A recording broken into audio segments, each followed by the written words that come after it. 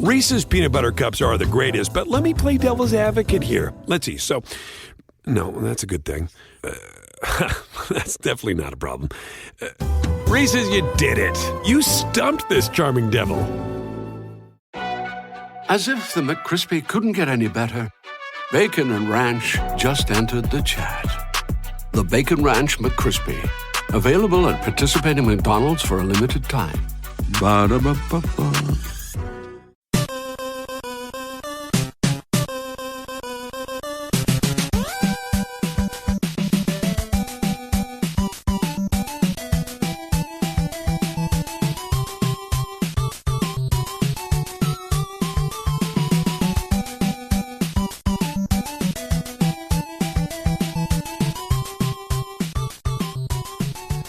Welcome to the family here on Purple Mafia. I am your host, Paladino Joey, or Joey Awajan. Purple Mafia is available on Apple Podcasts, Google Podcasts, PodMN, iHeartRadio, Spotify, Stitcher, Double Twist, and of course TuneIn Radio. I want to thank each and every single one of you so much for downloading and listening to this show. It is a great pleasure to be back on board once again. I apologize, it's been so many months. You got your COVID-19, and then, of course, you got all this hockey and basketball restarting. Not that I care too much about the NBA at the moment for my own personal reasons, but, of course, I did do a State of the Timberwolves in June, and I did a little conversation about the new ownership possibilities and the draft, the Wolves winning the number one pick in the draft. So I do care about the Timberwolves, but the NBA in general, I don't care a whole lot at the moment because of my own personal reasons. It's getting, I don't know. It's not the nicest thing to watch at the moment, but I suppose, luckily hockey's been a little bit of fun to watch for the most part, even though the Wild's playoff run ended very quickly, and they did not get the number one pick in the draft. Vikings haven't had the number one pick in the draft since Yeri, so Ron Yeri back in the early 70s. Good luck to us there. It'd be nice to have the number one pick just once in a while. Just luck, but I don't know, but you'd have to suck too at the same time. But here we are. It is the 2020 season. The Minnesota Vikings and the National Football League have lucked out in a huge way. So no preseason games or anything, which is a bummer. So you can't showcase some of the young guys and some of the guys that are trying to make the team. The next Adam Thielen, the next Matt Burke, the next, B.C. Johnson. This and that. That's the bummer of it all. Is guys like that, 7th round picks, 6th round picks, undrafted free agents out of Detroit Lakes. Guys like that shock the world, or just, they're just a better player. They just kind of slip through the cracks. Some of them might slip through the cracks for another year, wind up on a practice squad and blow up. So we'll see what happens. They'll still get the opportunity, and God willing, if they deserve to be on a National Football League roster, they'll get there. We have a 53-man roster at the moment. We all know how things can change, and guys will be added to the practice squad. I've not, at this moment, the practice squad has not been announced yet. At the time I'm recording here, segment number 1, but the 53-man roster is set. I didn't miss the preseason too much in terms of, it can get tiring and all that, but at the same time, it is fun to watch guys emerge. You miss it in that sense. You miss the analytical side of it. You don't miss the quality of the games. You don't miss seeing Sean Mannion throw a 15-yard pass that looked like he, threw out his shoulder to get there. That kind of thing. I know I'm exaggerating, but, I could throw much better than Sean Mannion. I don't think I could. Even though I'd like to believe I could. I'd like to believe I could, but I'm not so sure. But again, great pleasure to be back on board. 2020 NFL and Minnesota Vikings season preview. So I will not be sitting out the 2020 season, even though the political side of sports lately has been a gigantic, gargantuan size turnoff. I'm tired of it. I'm just going to be honest, I'm tired of it, and I'll leave that as is. Can we just watch sports? No offense. You got your platform, you got this, you got that, but all we ever hear about is COVID-19 and other things. The other two topics. The two topics are all we're hearing about. It's like Nintendo with the Gyromite and Stack Up with Rob the Robot. Rob the Robot can only play Gyromite or Stack Up, and that's it. And that's kind of basically what the news media is today. Including the sports, the entertainment industry. Every gosh darn thing on the history of the planet is this topic or that topic. I think you know what both of them are. So maybe I better shut up about it and get off my high horse at the moment. I'm just tired of it. I just want to see football. I want to see baseball. I want to see hockey. And I'd like to see basketball too. I'd love to see basketball. I'd love to see it. I really would. You don't know how much I want to see basketball. Yeah, I just want to see basketball. And yes, they're playing basketball. Some of you are probably rolling your eyes at me right now and getting pissed off and irritated. I'm sorry. I'm not trying to be offensive. I'm not trying to be insensitive or any of that. I think some of those words are overblown a little bit. That's just my opinion. I'll get off it now. Let's get to the Minnesota Vikings. Let's talk about the Minnesota Vikings in general. Segment number 2 will be an NFL season preview, looking at the records of teams, how they'll finish and all that. Kind of a general deal. The Super Bowl champion, conference final, the season, the surprise, the flops, that type of thing. There aren't any obvious choices other than like maybe Kansas City might win the next two or three Super Bowls. We'll see. I don't think any team is going to ever get a three-peat in the NFL, though. I just do not believe there is a three-peat in the cards in the National Football League. But a repeat, we'll talk about that in segment number 2. So let's talk about that in segment number 2. Let's look at the overall roster, the quarterbacks on the roster, and okay, I will cite, because I am not going to plagiarize, I'm not going to lose my career, I'm going to start writing for the Minnesota Wild on Gone Puck Wild, so I'm announcing that for the first time publicly on Purple Mafia, right here on the Big Show, as I like to call it. And I'd also like to, at some point, announce the Paladinolive Network. Nothing's really going to change. It's just going to have like a structural name to everything. There is no thesportstuff.com anymore. That's been kaput for about a year or so. And God bless Dylan Richardson out of Northern Cal.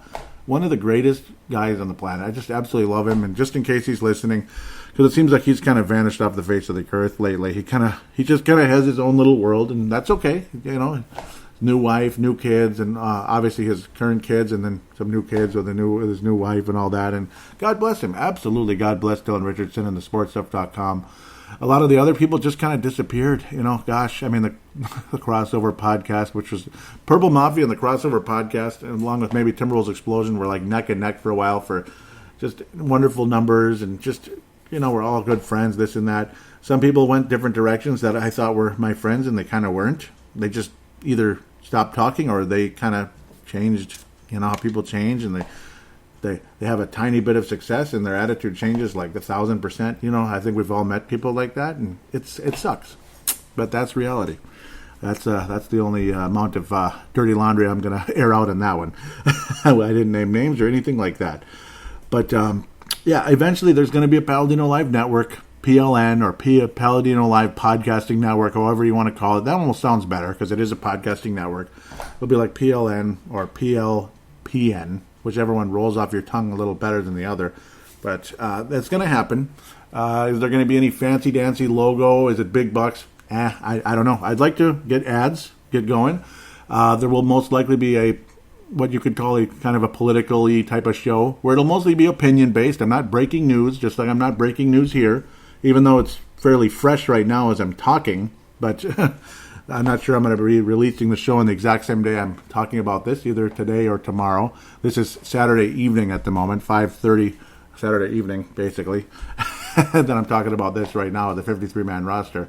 So it's fresh at the moment for the most part. But yeah, there'll be a political show at some point. Freedom of thought. I've actually never really went public with that. I think I kind of did, but I just have been putting that off forever. Freedom of thought. I'd like to get a logo at some point. I'm afraid to start the show without a logo. The RSS feed was created like a year ago. I just never went around to it. Mostly would probably be short episodes. It'll be kind of like a show I listen to occasionally called the, what do they call that? The Stephen Strang Charisma Radio Network. What is it? CPN. Charisma Podcast Network. It'll be kind of like that in terms of, it'll be like, sometimes it'll be 15 minutes, sometimes it could be longer. It'll be like 45 or something. So it won't be big like this show. Like Purple Mafia often is, it's just, I don't remember a Purple Mafia show that's been under an hour other than just a short little news briefing. Like we just traded for Sam Bradford, that type of thing. So apologize if I'm going on and on and on and on. It's been a while since I did the show, and there's been some new, just some new ideas kind of floating around, this and that. And of course, there's been all this good and bad news since the last Purple Mafia, throughout the planet. So last time I did Purple Mafia, there was the COVID crap, but then there was the other thing that popped up, and yeah, it gave us a break from COVID for about 2 weeks, and then both of them just got bigger, and and stuff. Okay, let's get to the Minnesota Vikings 100%. Do apologize. Please don't give me a 1-star rating for that, because I know people get pissed off sometimes if you don't jump right in immediately, even though I kind of semi-did and have kind of wavered off. The quarterback position, I think we know who our quarterbacks are, Kirk Cousins and Sean Mannion. Jake Browning was acquired last season during the course of time. Free agent signing right after the draft. That was after the season before, per se, the 2019 draft. He will hopefully get to the practice squad again. Otherwise, Nate Stanley out of Iowa, 7th-round pick this year, also released in today's cut down. And he will also hopefully make the practice squad. So both of them possibly could wind up on the practice squad. Don't be surprised if it's only one of the two. Neither one of them has a spectacular arm. Actually, Stanley does, but the accuracy is not good. So it's this and that. It's kind of hit and miss. Or Sean Mannion's kind of a sharp guy, but he doesn't have a good arm. Kirk Cousins is generally sharp, has a good arm, not very mobile, but he's the closest thing to a franchise quarterback we have, that's for sure. And he's an expensive guy. I think we've talked about that. Interesting drama took place when we talked about the offensive line. We might as well just get into this now and not wait anymore. There's just no point to wait anymore. Situation because, well, the Minnesota Vikings made a very intriguing acquisition just a week ago. That's why I'm glad I didn't get started on this show, particularly the preview of the Vikings themselves. It happened Sunday morning last week. Yannick, like unique, but Yannick Ngakoue from the Jacksonville Jaguars, the Minnesota Vikings acquired for a second-round pick and a conditional fifth, which could go up to third if the Vikings win the Super Bowl. So, so maybe we'll give up a third-round pick if we win the Super Bowl. A second and a third-round pick in the 2021 NFL Draft for Yannick Ngakoue, who has forced the third most fumbles in the NFL since the start of his career. So he's been absolutely spectacular. Absolutely a solid son of a gun. Whew, boy. So he's from Washington, D.C., born on March 31st, 1995. Good old days, right? No, that wasn't that long ago, but yeah, it's a while now, unfortunately. Third-round pick for the Jacksonville Jaguars. What a nice pick. He was one of those guys that made that Jacksonville Jaguars defense so freaking awesome that they almost beat the New England Patriots in the AFC Championship game in '97. It's the farthest the Jaguars have ever come, as a franchise. In 1999, they got to the AFC Championship game, and it just was not a good day. They were a 14-2 team, but the Tennessee Titans were just better the whole time. And you could just tell which team was going to the Super Bowl and which team was just going to be kind of disappointed. The home crowd, remember, it was quiet, it was sad, it was frustrating. And that was circa 1999, for those of you that remember. To me, that's not that long ago. To some of you, that's a lifetime ago. And to others, that's even less of a time ago. But I'll digress where I belong. What a nice acquisition. Just absolutely awesome. I didn't even talk about the Minnesota Vikings with Michael Pierce. Of course, we'll talk about that in the fan interaction segment as well. But Michael Pierce opts out. That nice, awesome addition, nose tackle to help replace Linval Joseph, opts out. So, well, there you go. He opts out. But as long as Daniil Hunter, who the conversation nonstop has been about the it's just a tweak. He'll be okay. Is it some kind of contract squabble where he wants to get a raise? Even though he does have $72 million coming his way, he probably wants more guaranteed and just a higher deal, this and that. But it's certainly more guaranteed. That's one of the number one gripes most NFL players have. But Ngakoue is just unbelievable. He's forced 14 fumbles. He forced 0 in 2018 for some strange reason. I don't know what happened there, but he forced 4 as a rookie in 2016, 8 sacks, 8 bleeping sacks. This is Yahoo Sports, of course. 6 tackles for loss, 10 tackles for loss in 2017, 12 sacks, 6 forced fumbles for one of the best defenses in the NFL in 2017. Jaguars and Vikings could have been the Super Bowl. The Vikings got absolutely demolished after an awesome opening drive. Jacksonville Jaguars were, they were stymieing that Patriots team. That was, clearly the offense is dropping a bit, but the Patriots defense was improving. Kind of, but it didn't improve that much, and it was kind of a bend but don't break, I suppose, against the Eagles, and it broke, unfortunately, a couple of weeks later. But 2018, that Patriots defense was just sick. It was so good. Let's get back to Ngakoue. 12 sacks, 6 fumbles for loss. That's just unbelievable. What an awesome number 2 season for this guy. 2018, Ngakoue, pardon me. Again, he played 16 games in his first 3 seasons, so, you know what I mean? He played every game and all that. 9.5 sacks. Again, this is a third-round pick. And third-round picks, it's not like hockey where it's a little, third-round picks can be something in the NFL, absolutely. Third-round picks can absolutely be something, but it's a little teeny bit more of a crapshoot. He looks like a legitimate, like he was a 12th to 15th pick in the draft, maybe even top 5. I mean, he looks that good. No forced fumbles in 2018. He did get 9.5 sacks, which is absolutely great. Was limited a little bit last year. Still played 15 games, but generally limited. Didn't get as many snaps. Still got 8 sacks, and he forced 4 fumbles. Again, 14 fumbles in his young career. 37.5 sacks, which is number 2 all time for the franchise. Which Jacksonville's a pretty sad franchise, but 37.5 is still damn good. Just saying, number 2 overall in the history of that franchise. And they trade him away because I guess a lot of guys just the morale in that franchise not real good. Ngakoue sounds very happy to be with the Minnesota Vikings, and why wouldn't he be? It's a franchise that prides itself on defensive line, except when Dennis Green was the bleeping coach for the most part, and I suppose it wasn't too good of a...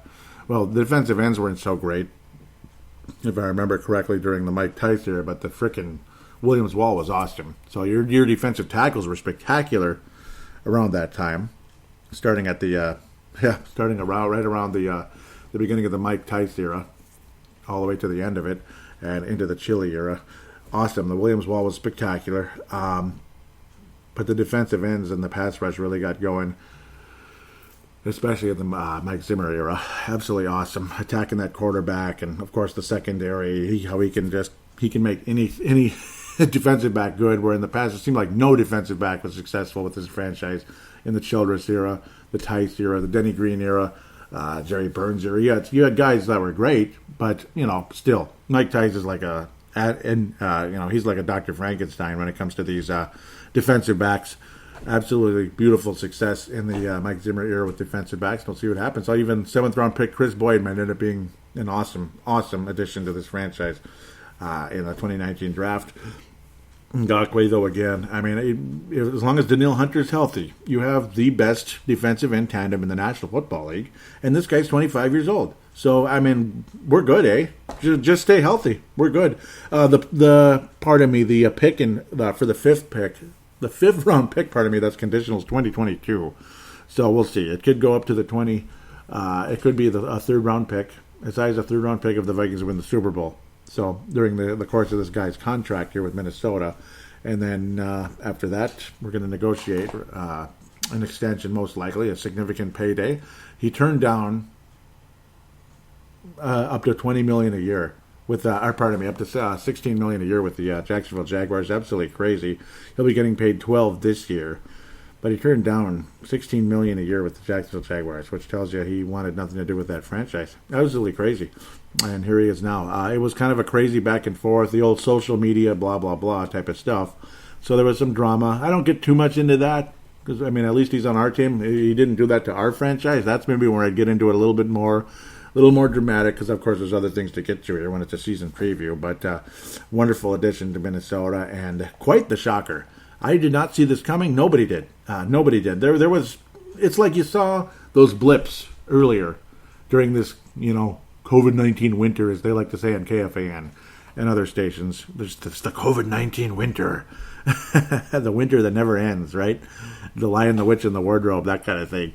Oh man, that looks funny. The Washington Redskins football team, the Washington football team. It just makes me. Oh boy, that's different, isn't it? It's different. But no, it was. You saw little blips out there, like there's something going on in Jacksonville. It's not working out so good. There may be some really nice players available because of this, including this guy right here. And it just didn't. It just crossed my mind, like It just went over my head. It just slipped my mind, not crossed my mind. And all of a sudden, there he is. He's a Viking. It's like, oh, okay. Happy Sunday, everybody. This is pretty cool. Nice. And then it's like, wait a minute, yeah, but now we got to go to Riley Reif to restructure his contract. That was the point I was trying to get to when we talked about the offensive line. And then it's like, I'm going to leave. I'm out of here, guys. It's been good, was Riley Reif. And it's like, well, Ezra Cleveland is really raw, apparently, and they have not been putting him at left tackle much, and there's no indication he's anywhere near being a starter right now. Of course, they did that with Brian O'Neill as well. Next thing you know, he's the right tackle like midway through the season, and he was the best player on the offensive line ever since, basically, has been Brian O'Neill, the right tackle position. So Brian O'Neill's practicing at the left tackle position, and you got Leota Ole Udo, who is promising. He's a promising guy, and I'm not mad if Ole Udo gets some playing time out there, and I hope he does. I hope he gets a shot. Hopefully he's an absolute sleeper, and he's the next great offensive tackle in the NFL. We'll see. I don't know about that, but we'll see. Nobody's really said anything bad about him. You have Rashad Hill, who is a legitimate pass blocker. He's a legitimate pass blocker. He's better than Riley Reef at it, but apparently his run blocking sucks. And Riley Reef's run blocking is pretty good, which is kind of generally what this Minnesota Vikings offense is focused on, though you might want to have a pretty good pass rush with Kirk Cousins as your quarterback. He's not Russell Wilson. I think we all know that. Russell Wilson will be a major part of the conversation in segment number 2. He will. Yep. He'll be a part of the conversation. Doesn't mean he's going to be getting a Super Bowl ring or anything, but he'll be part of the conversation, no doubt, and wouldn't mind having him as a Viking quarterback. I wish, in a big way. Of course, I'm not hinting at that happening, but just saying it would be the happiest day ever. The offensive line wouldn't be nearly as exploited and exposed as it is. But Riley Reef, luckily, despite the initial irritation and the thought process, like, he ain't coming back. I'm not coming back, guys. I'm out of here. There was some research from his agent, and it turned out, it's not worth it. It's not worth it to just walk here and get pissed off and hope to sign somewhere else. It's too late, basically. It's kind of a too late thing. And, he's 32, and he's had he's been banged up over his career. And the hope is that, we'll see what happens. Might as well just stick around and get our money for now and see what happens. Unfortunately, restructure, it's dropped off according to Star Tribune and all that. It's just the way it goes. $5 million pay cut for this season to get the Vikings under the cap at the moment and into the future here, so the Vikings can hope to get to Ngakoue, this and that. Of course, even bringing him on the roster as well as part of it.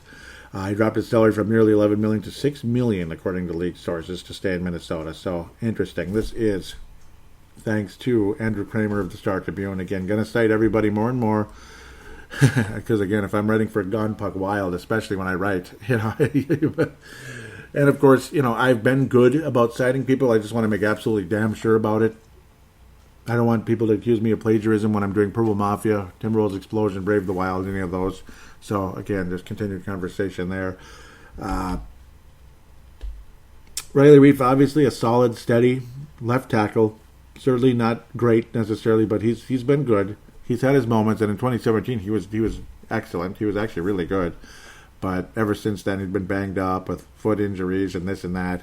It's been a frustration, but hopefully Riley Reef can have a solid year. It's too bad that maybe the relationship was strained a little bit, but nice to have him back. I mean, it was a scary moment there. It's like, you just let Reef go. It's okay. And Brian O'Neill could play left tackle. He played it in college. Yeah, he played it in college, but it's been a while.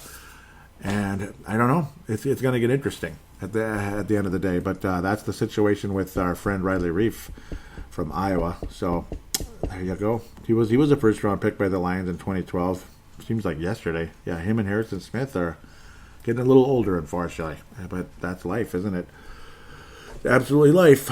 Ole Udo will remain a reserve, but we'll see what happens. Rashad Hill did make the roster. Avante Collins was let go. I feel bad. I like Avante Collins a bit, and Blake Brendel also let go. Ezra Cleveland, of course, on the Minnesota Vikings, extremely important potential left tackle of the future, and he's played some guard as well during the practice sessions. And of course, we haven't seen a gosh darn Mickey frickin' thing, in terms of preseason or anything, so we can't see anything. We haven't seen any great catches by Randy Moss, this and that kind of thing.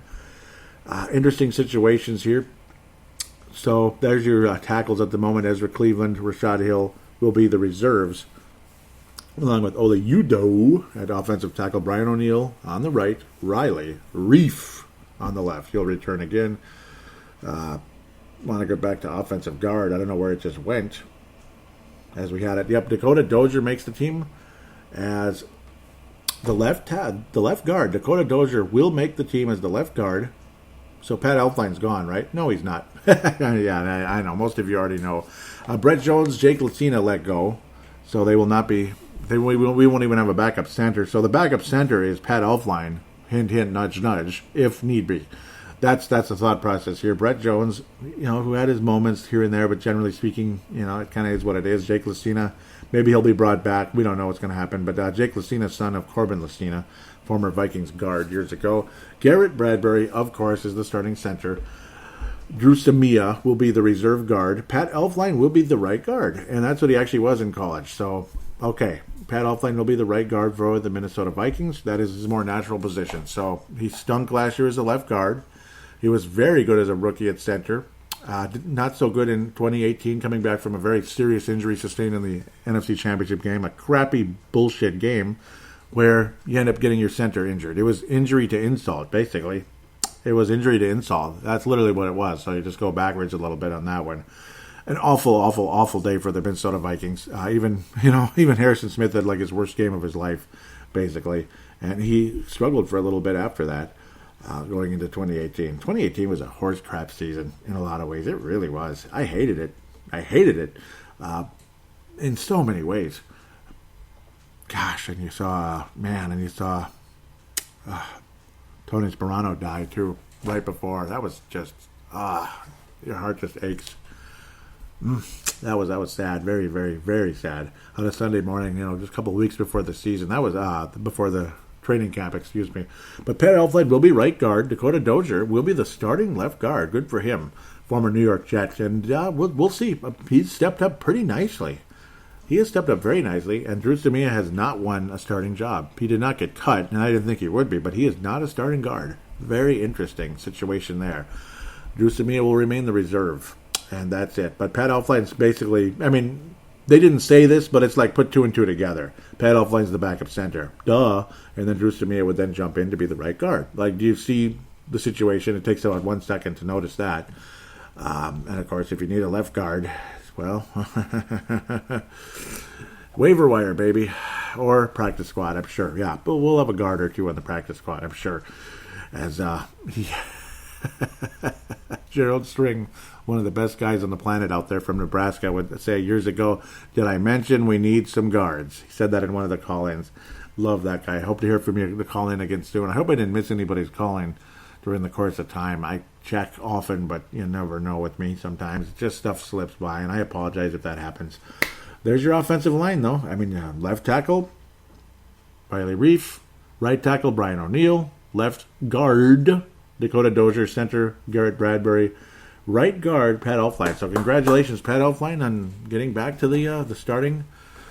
Getting back to starting on the offensive line again, despite an awful season. A lot of people thought he might have been cut, but this is his last legitimate shot to be a starting lineman in the league, at least with the Vikings, unless he resurfaces in a couple of years.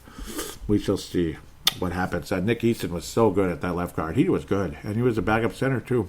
Valuable guy, but a lot of people saw it wasn't worth the price that the Saints offered him. Blah, blah, blah. So there's your offensive line. Again, your quarterbacks, you know who they are. The running back situation, no major surprise, even though Delvin Cook did not agree to a contract. And I think he's kicking himself right now. I'm sure his agents are as well, but maybe not. There was an offer. We don't know the amount. Maybe it was $8 million. Maybe it was $9 million a year for 5 years. Who knows? 4 years. I have no idea. But it wasn't Ezekiel Elliott money. And it's not going to happen anymore.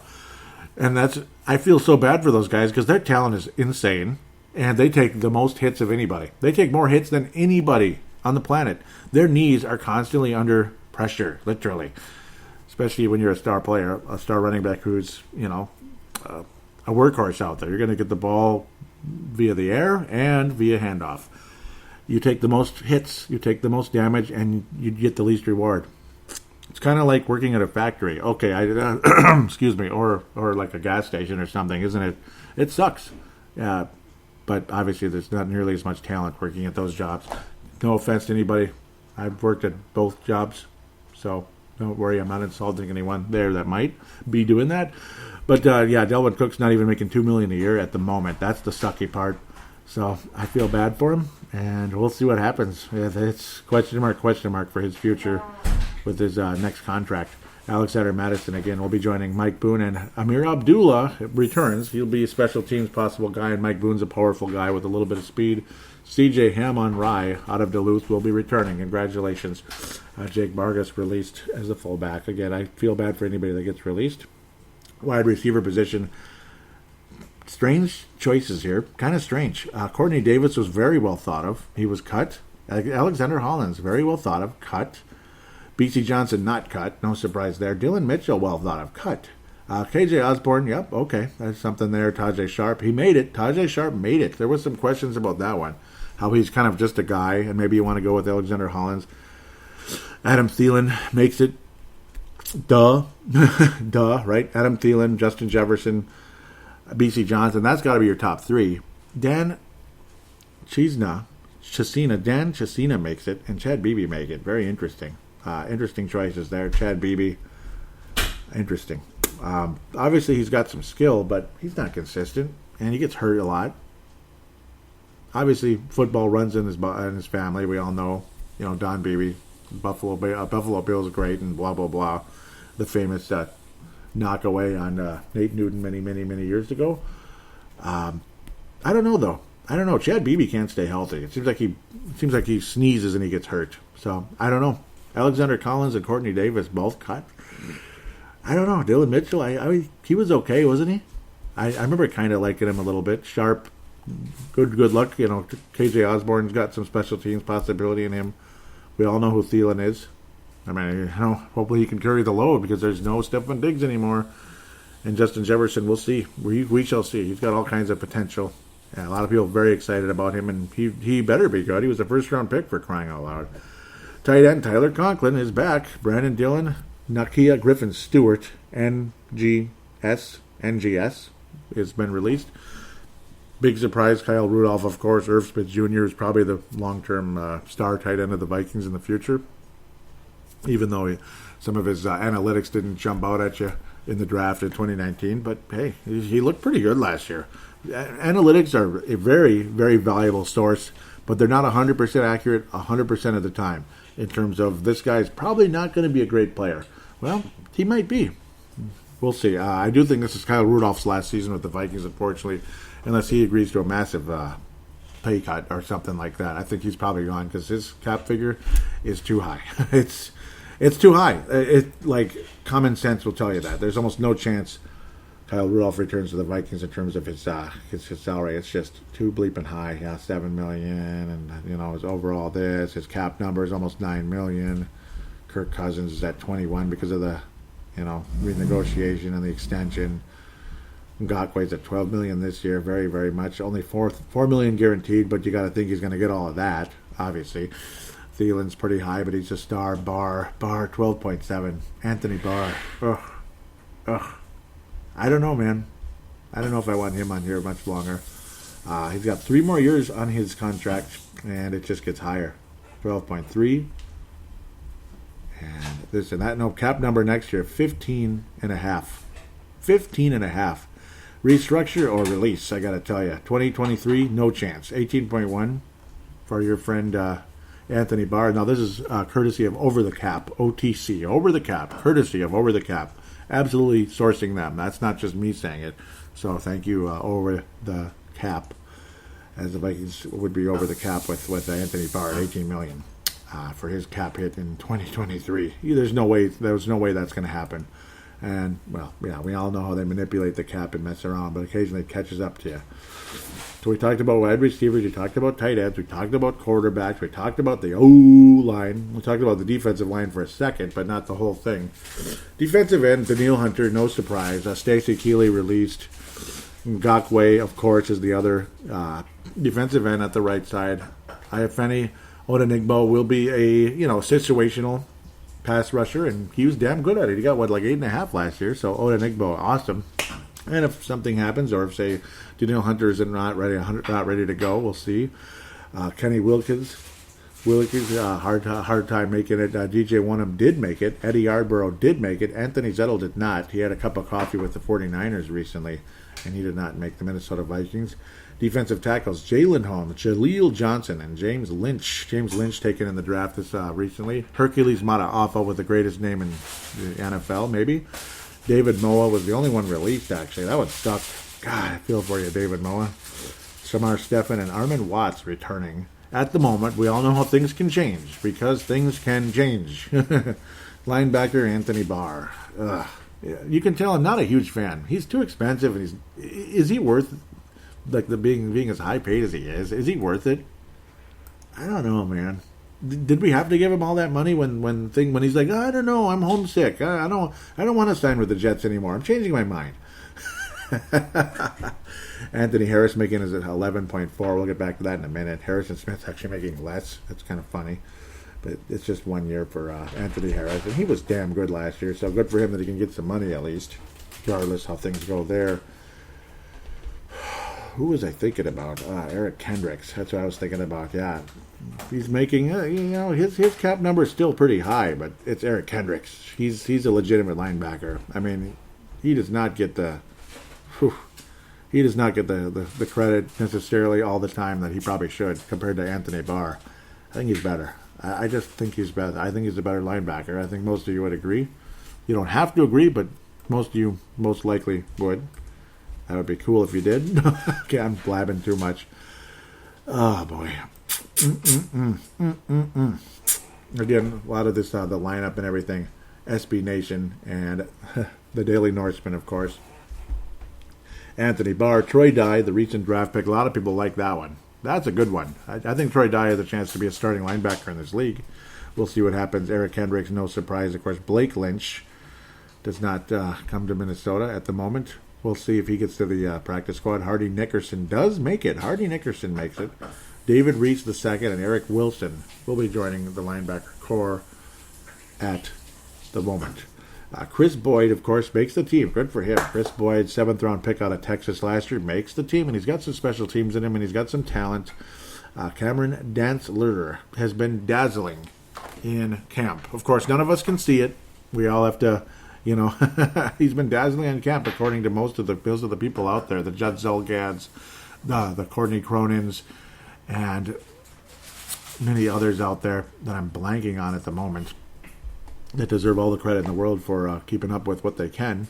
Obviously, they can't be super close to things like normal, but Cameron Dantzler's been awesome. He looks like a really, really nice pick. Later on, was it the 3rd round there? Cameron Dantzler might be an outstanding pick. Jeff Gladney, of course, he had the meniscus situation with his knee, so we don't know 100% if he's ready to go and be a starter in the league right away. Mike Hughes has been oft injured. We don't know. Nate Meadows was released. Neville Clark and Mark Fields II were the guys actually released, so had to get that out of the way.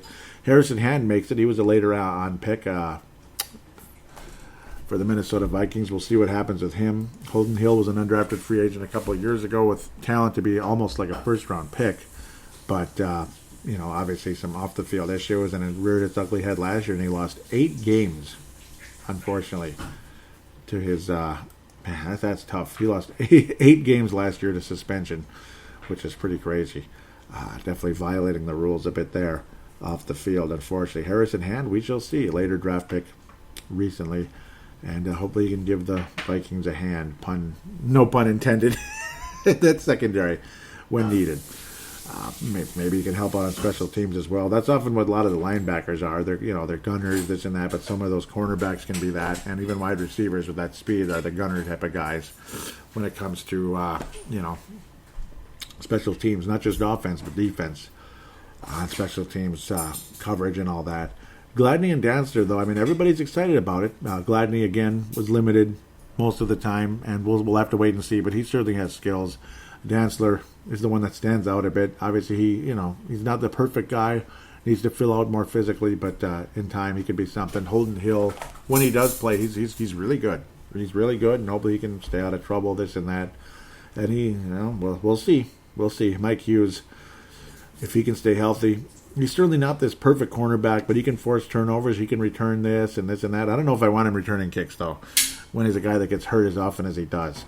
Apologize, a little bit of background noise, but it is what it is. We're a busy couple here in the Owygen house. Safeties: Anthony Harris, Harrison Smith. That's it. Miles Dorn, Stephen Parker, Josh Metellus, all on their way out. Unfortunately for now, we'll see about the practice squad. But Harrison Smith and Anthony Harris are on board. I like the Vikings cornerback stable. It's just young and inexperienced, but if they pan out, it's going to be something. It's going to be something indeed. Gladney and Dantzler could really be something. Hill and Hughes, Hand. So it's just funny. Hand, Hill, and Hughes. And then you got Dantzler, Gladney, Chris Boyd. And, of course, some of them can be valuable in special teams as well. Your kicker is Dan Bailey. Your punter is Britton Colquitt. So, for the first time in I don't know how long, you come back with both kicker and punter. Yes. And you know what? They're a really good kicker and a really good punter. Dan Bailey is very, very consistent, very solid. And Britton Colquitt's about as good a punter as you'll get in the league. Nice to have. And he's a good Christian guy, too. Nice, absolutely nice to have on board. Britton Colquitt. He was punting for the Cleveland Browns before he came to Minnesota, which is probably the best job in the league in terms of job, job security. No, they didn't have the worst offense. It's just they stunk, that's all. They stunk when he was there, and it was a mess, that kind of thing.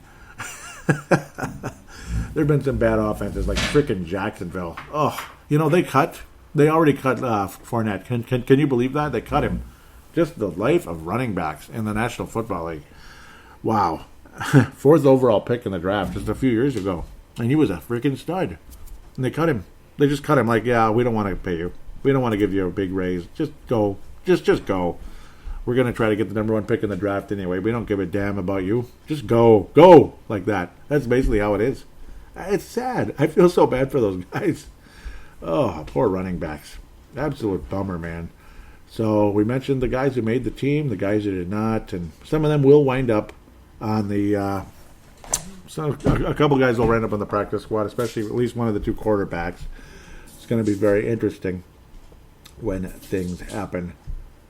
It's and Kenny Willekes was placed on injured reserve, so he's out for the season regardless. Once you're on IR at the beginning of the season, that's pretty much it. So that's unfortunate. There, it's just one of those things. That's your lineup: offense, defense, safeties, special teams. So, God willing, when it comes to the kick returning and such, Amir Abdullah is just okay. He's just okay at it. Osborne's got some talent. Tajay Sharp, I don't know if he's fast enough for that, but we'll see. You're not going to do it with Adam Thielen unless it's an emergency situation. You need a guy with good hands in a major situation at the end of a game or something. But that's just kind of where we stand. Special teams, in terms of the kicking, I love it. In terms of kick returning, I'm not too excited yet.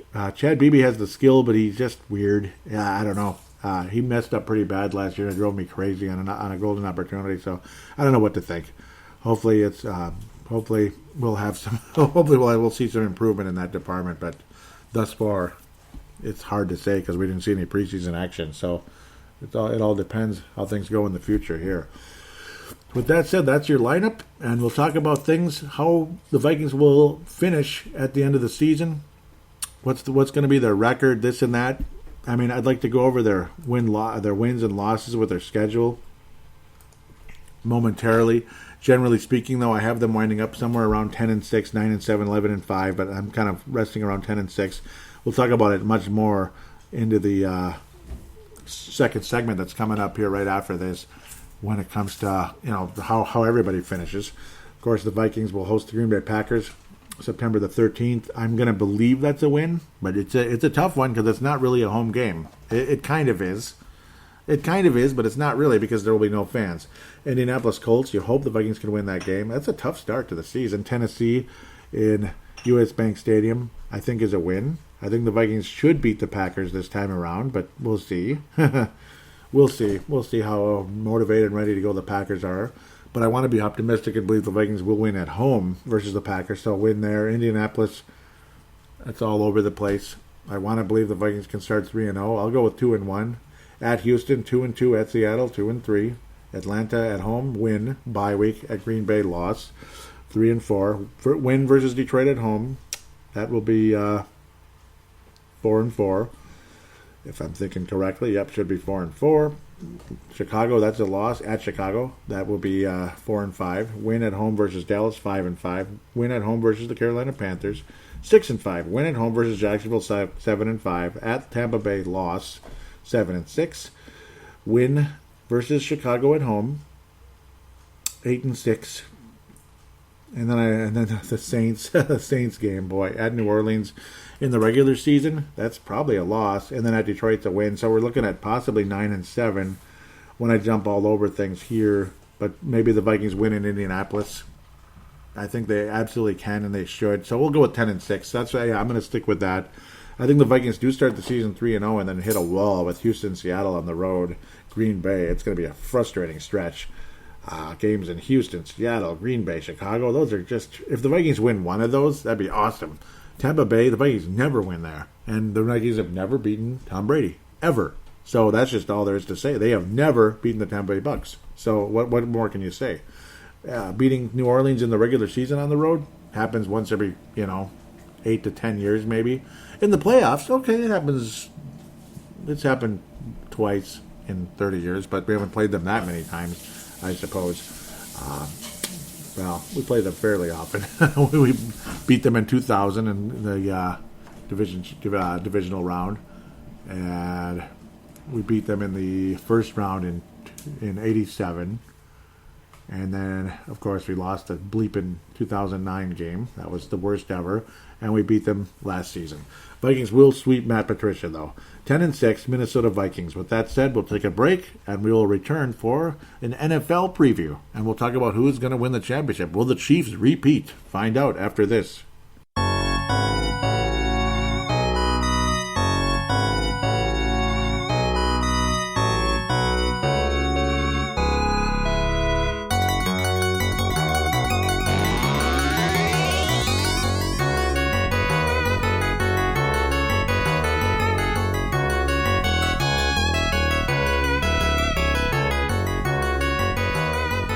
And we are back here on Purple Mafia, segment number 2. We could call this the preview segment, the prediction segment for 2020, if there is a season. It looks like there will be. Hopefully it's a complete season. Obviously, there was no preseason. You get the NFL postseason coming up, where there will be 7 seeds, and only the number 1 seed has the first has the bye in the first round now. Different format. It's going to be interesting. So at least one extra team to be basically cannon fodder for the number 2 seed, or maybe not. Maybe you'll get some miracle upset situation like the New York Giants as a number 7 seed. As I'm comparing the 2007 and 2011 New York Giants, who pulled off ridiculous upsets all the way to their Super Bowl championships in both cases. Quite impressive stuff. So, of course, we're going to have our predictions, how the divisions will turn up, and, of course, the postseason and the Super Bowl, generally speaking. All that good stuff. In the AFC, we'll have like a flop. We'll have a surprise. In the NFC, we'll have a flop. We'll have a surprise. NFC Championship, AFC Championship, and Super Bowl predictions. All that good stuff. Some interesting movement for players. I personally think San Francisco is still pretty good. I think Buffalo has a chance to finally win the division again, like they did many, many years ago. Let's start in the AFC. And I'm using sportingnews.com as a bit of a cheat sheet just to kind of have everything together. They have the Buffalo Bills winning the AFC East, and I agree with that. I have the Buffalo Bills winning the AFC East as well, because the Dolphins and the Jets aren't going to compete. The Patriots, yeah, they have Cam Newton now, which I never got to talk about. Again, obviously, I apologize for the long, long hiatus since the last episode.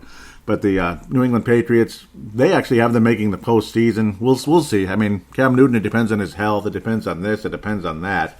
But I do think the Buffalo Bills will come on very strong this year. I think they have a chance to be legitimate, like 11-5, 12-4 type of team. And we'll see what happens after that. That's in the AFC East. In the AFC North, Baltimore's going to win that pretty easily. Obviously, Sporting News is them winning it. They even have Pittsburgh making the playoffs and Cleveland with an 8-8 record. I don't think so. I don't know if Pittsburgh or Cleveland are playoff material. I think that division's just going to be cannon fodder. I think the Baltimore Ravens, are they going to be 14-2 again? Probably not. 12-4, 13-3, I think it's very much in play. And Baltimore's a team a lot of us might be forgetting, as everybody pretty much on the planet is thinking the Chiefs are going to actually repeat as Super Bowl champions. I don't blame you for thinking that. They're kind of the quote-unquote Golden State Warriors of the NFL right now. They kind of are. And Patrick Mahomes kind of looks like Steph Curry a little bit, but much more appealing personality, I think, than Steph Curry, particularly playing and just in general. I think, yeah, you can just tell he's just a better guy, I think, than Steph Curry, just in my opinion. Baltimore Ravens, obviously a fantastic team, great organization. They just know what they're doing. You know, it's the good purple team, right? Okay, I'm just kidding. Well, it's a purple team that's got 2 Super Bowl championships versus the Vikings, who have 0 Super Bowl championships. So they obviously have a pretty good idea what they're doing there at Baltimore. Completely different eras in both of their championships, but good defenses in both cases. And Ray Lewis was there both times around. Gotta love what Lamar Jackson has done. I wish he was a Viking. it's just funny how two Louisville quarterbacks ended up dropping to the bottom of the first round, who were supposed to go as high as number 1 overall in Lamar Jackson and Teddy Bridgewater. Both of them wind up with purple teams, and pray to God that Lamar Jackson doesn't have a devastating injury. We'll see what happens. I pray to God he never does. Love what he does out there. Absolutely spectacular with Louisville, and he's been unbelievable with Baltimore. Put up numbers last season that I just, it's just off the charts. Baltimore is absolutely a threat to knock the Chiefs off. And if anybody's going to knock the Chiefs off, it's going to be the Baltimore Ravens, I got to think. For very strong chance the AFC is going to be a power in the NFL for a long time, like they were way back in the old days, before Dallas and San Francisco kind of took over. Chicago, Dallas, Washington, New York Giants, all that took over in the late 80s, early 90s, and all that, until the Denver Broncos finally were the next AFC team to win. It was it was a long time. It was over a decade of NFC teams winning, and before that, it was the AFC winning like forever. Like the Raiders, the Raiders, the Pittsburgh Steelers, of course. There's no question about that. It was pretty much black jersey teams basically winning the Super Bowl from the AFC, and the Miami Dolphins way back in the 70s as well.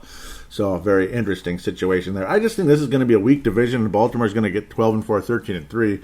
Massive threat moving forward. AFC South, what can you say?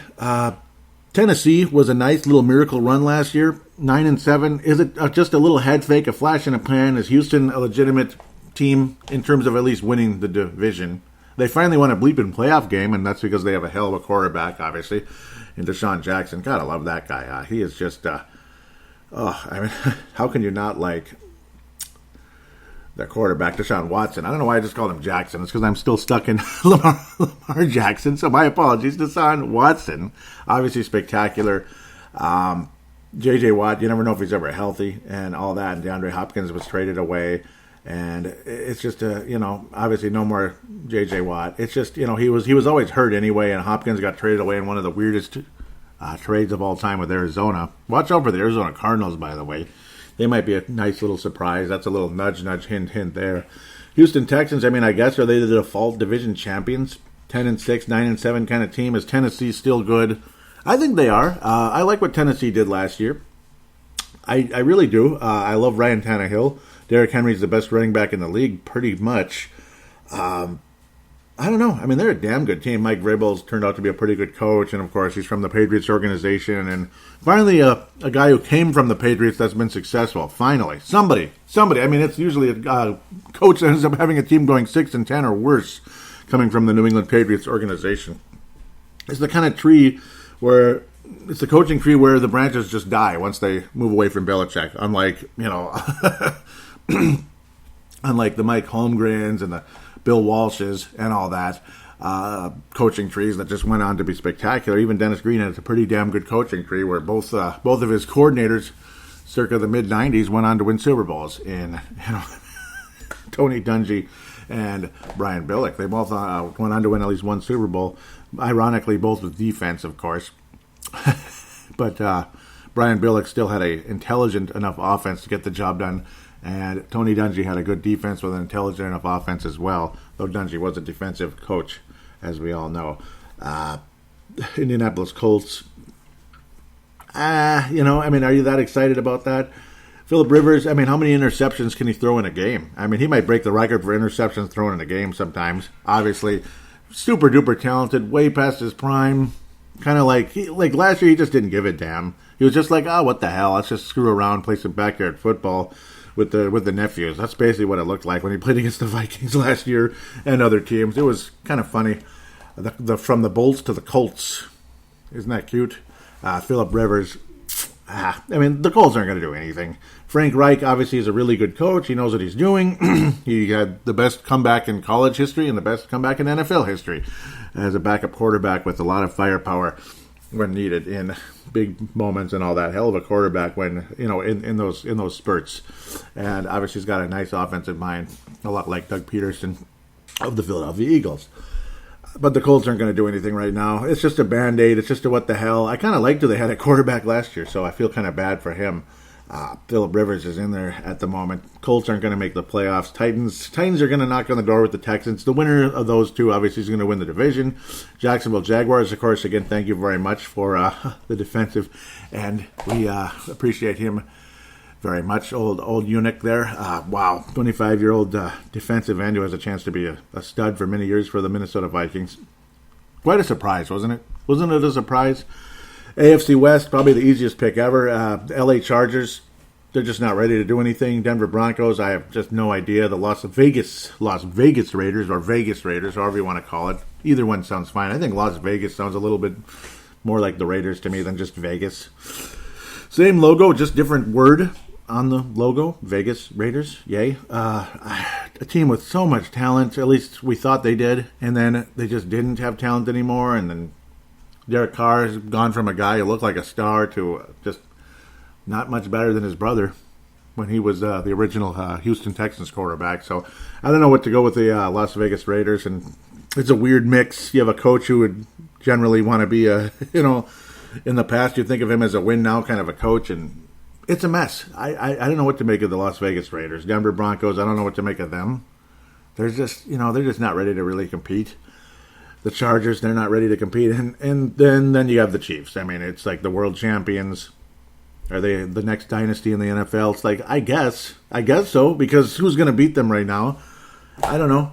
Age will beat them, I suppose, and departures, free agency, and age is what's going to beat the Chiefs. I mean, that's basically what it is. So they'll win that division easily, just like the Baltimore Ravens. I mean, it's just going to be a clash, I think, for the AFC Championship. At least I would think so. I would really think so. I mean, Las Vegas Raiders, I can't take them seriously. Can you take them seriously? It's got to be Baltimore and Kansas City in the AFC Championship. It better be. I mean, don't get upset this time, Baltimore. And if the Chiefs get upset, I guess that's nothing new. Last year was the thing out of the ordinary when it came to the Kansas City Chiefs. I mean, they always get knocked out when they have a number 1, number 2 seed. They'd always get knocked out all the time. It was just a frequent thing. In this thing, they have the Patriots and the Chiefs in the first round, which would be kind of funny. But in the division round, pardon me, the Chiefs would be the only team with the first round bye. It could be Baltimore again with that. Oh boy, I don't know what to make of it. But the Chiefs' schedule probably won't be as hard as Baltimore's, with Baltimore finishing 14-2, the way they did. The Chiefs had to kind of earn it after that, and boy, did they ever. But the Chiefs and Ravens are going to clash in the AFC Championship game. The surprise in the AFC, is there really going to be much of a surprise? I mean, last year was Tennessee in a lot of ways for what they were able to accomplish. I mean, maybe Buffalo in a way, like the record will be real good, but I mean, that's just kind of their division to win right now. And if Buffalo does not win the AFC East, that would be a massive disappointment at the end of the day, in my opinion. I don't have much faith in New York Jets, teams like that. Cleveland Browns, I mean, we've been talking about them being really good for a while, so would they be a surprise? Pittsburgh, I mean, Ben Roethlisberger has been off and on forever, oft injured, this and that, and then you have all these other quarterbacks who the hell are they, other than when they're the part of like a historic scuffle that causes massive suspensions and, criminal charges, whatever the heck you want to go with there. I don't see the Houston Texans surprising anybody necessarily, unless Deshaun Watson is just that spectacular. Deshaun Watson would be the reason why the Houston Texans have any type of success. It won't be because of Bill O'Brien. Jacksonville Jaguars are literally tanking. I mean, they're tanking. There's no question about that. They're trying to get the number 1 pick in the draft. Colts aren't going to surprise anybody. Why would they? The AFC, it's kind of hard to even imagine a surprise. It really is. And I can't even think of a flop other than just the Patriots aren't going to be as good. But maybe the Patriots surprise because of Cam Newton, I guess. That's the farthest I might go, even though I don't really see them as a playoff team. But if Cam Newton has some kind of resurgence and he isn't, permanently injured forever, I guess they'd be a surprise. I can see Buffalo finally winning a freaking playoff game. It would take them it took them about 25 years until they'll finally win another playoff game for the first time in eons. A flop would be Baltimore, say, if they dropped off so dramatically, and there's a chance that could happen. Even the Chiefs might flop. I mean, if there is a flop, it would be one of those two in terms of, are you kidding me? They're only 10-6 this year. They were only 9-7. What happened? That type of thing. That's the only way I could. That's the only thing I can see. And the only surprise might be the Patriots, and that would be because of the great coaching and Cam Newton has some kind of resurgence. But most people would imagine the Patriots as a non-playoff team at this stage. The level of success for 20 years, eventually it's just got to run out of magic, and you got to think it has. Last year it felt like it in a big way. So that's kind of where I'm standing now. I guess the Patriots might surprise, and then either the Chiefs or Baltimore might be a flop. I mean, it's not a very ironclad pick here because there's really nothing there in the AFC right now. It's really tough to say. I can't pick the Steelers. The Browns, I mean, I guess they might surprise people a little bit, but I mean, we've been waiting for their quote-unquote surprise for about 5 years now. Just like we used to talk about the Tampa Bay Buccaneers and the Jacksonville Jaguars in the Super Bowl every year back in the late 90s, early 2000s. And we never got that Super Bowl. It came close in 99, but it just didn't happen. It came close, didn't it? It really did. But, 99, it just didn't happen. The Rams and Titans. Oh, boy. But at this moment, I can't pick anybody against the Chiefs right now. Obviously, it just is what it is. I think the Chiefs probably return to the Super Bowl. I don't really want to pick them. I'd rather see Baltimore just because it'd be kind of cool to see Lamar Jackson in the Super Bowl. And I think he has all the opportunity in the world to do it. The chances of the Chiefs being the first back-to-back Super Bowl champion since the 04 Patriots is pretty high, and I'm gonna go with the Chiefs going back to the Super Bowl. Unfortunately, let's get to the NFC. The NFC East: Philadelphia Eagles, teams like that, Dallas Cowboys. Those two teams are going to duke it out for the NFC East. Some people are on the Eagles, some people are on the Cowboys. Is it just going to be an 8-8 type of division champion, 9-7 type of situation? The Giants and the Washington football team. Let's just call them the Washington Red Tails because we're hoping for it. I'd love to see a nice, cool World War II airplane as a team's logo and representation. I'd love that a lot. And, of course, what the Red Tails represents, good thing as well. The first, like a full African-American squadron in the Air Force. I mean, why not? Why not? There you go. And I think we could use a little bit of that right now, you know what I'm saying? So, the Washington Red Tails will be at the tail of the division, unfortunately, so no insult meant there. They're keeping the Washington Redskins uniform colors at the moment, but they'll be the Washington football team, which is funny, but it just wasn't time to be able to change the logo, change an entire uniform, change an entire brand like a couple months before the season, so we got to wait until the off season and all that. So we'll figure out when the Washington Red Tails get started with their new logo and colors and such. Maybe they'll keep the same colors. Maybe they'll be the Washington Golden Gophers, right? They look just like the Golden Gophers anyway, so there you go. Washington Golden Gophers. They didn't steal it from Minnesota or anything. It's just it's nothing. It's just, who cares? It's just a name, right? This is a classic division. I mean, they've all won a Super Bowl. I mean, they've been dynasties or close to being dynasties, like in the day. Cowboys in the 70s and in the 90s. The Giants in the 80s and in the 2000s. Not a dynasty, but multiple Super Bowls in both cases. Awesome team. New York Giants in their 4 Super Bowl seasons. Washington's got multiple Super Bowls as well in the 80s and the Joe Gibbs era.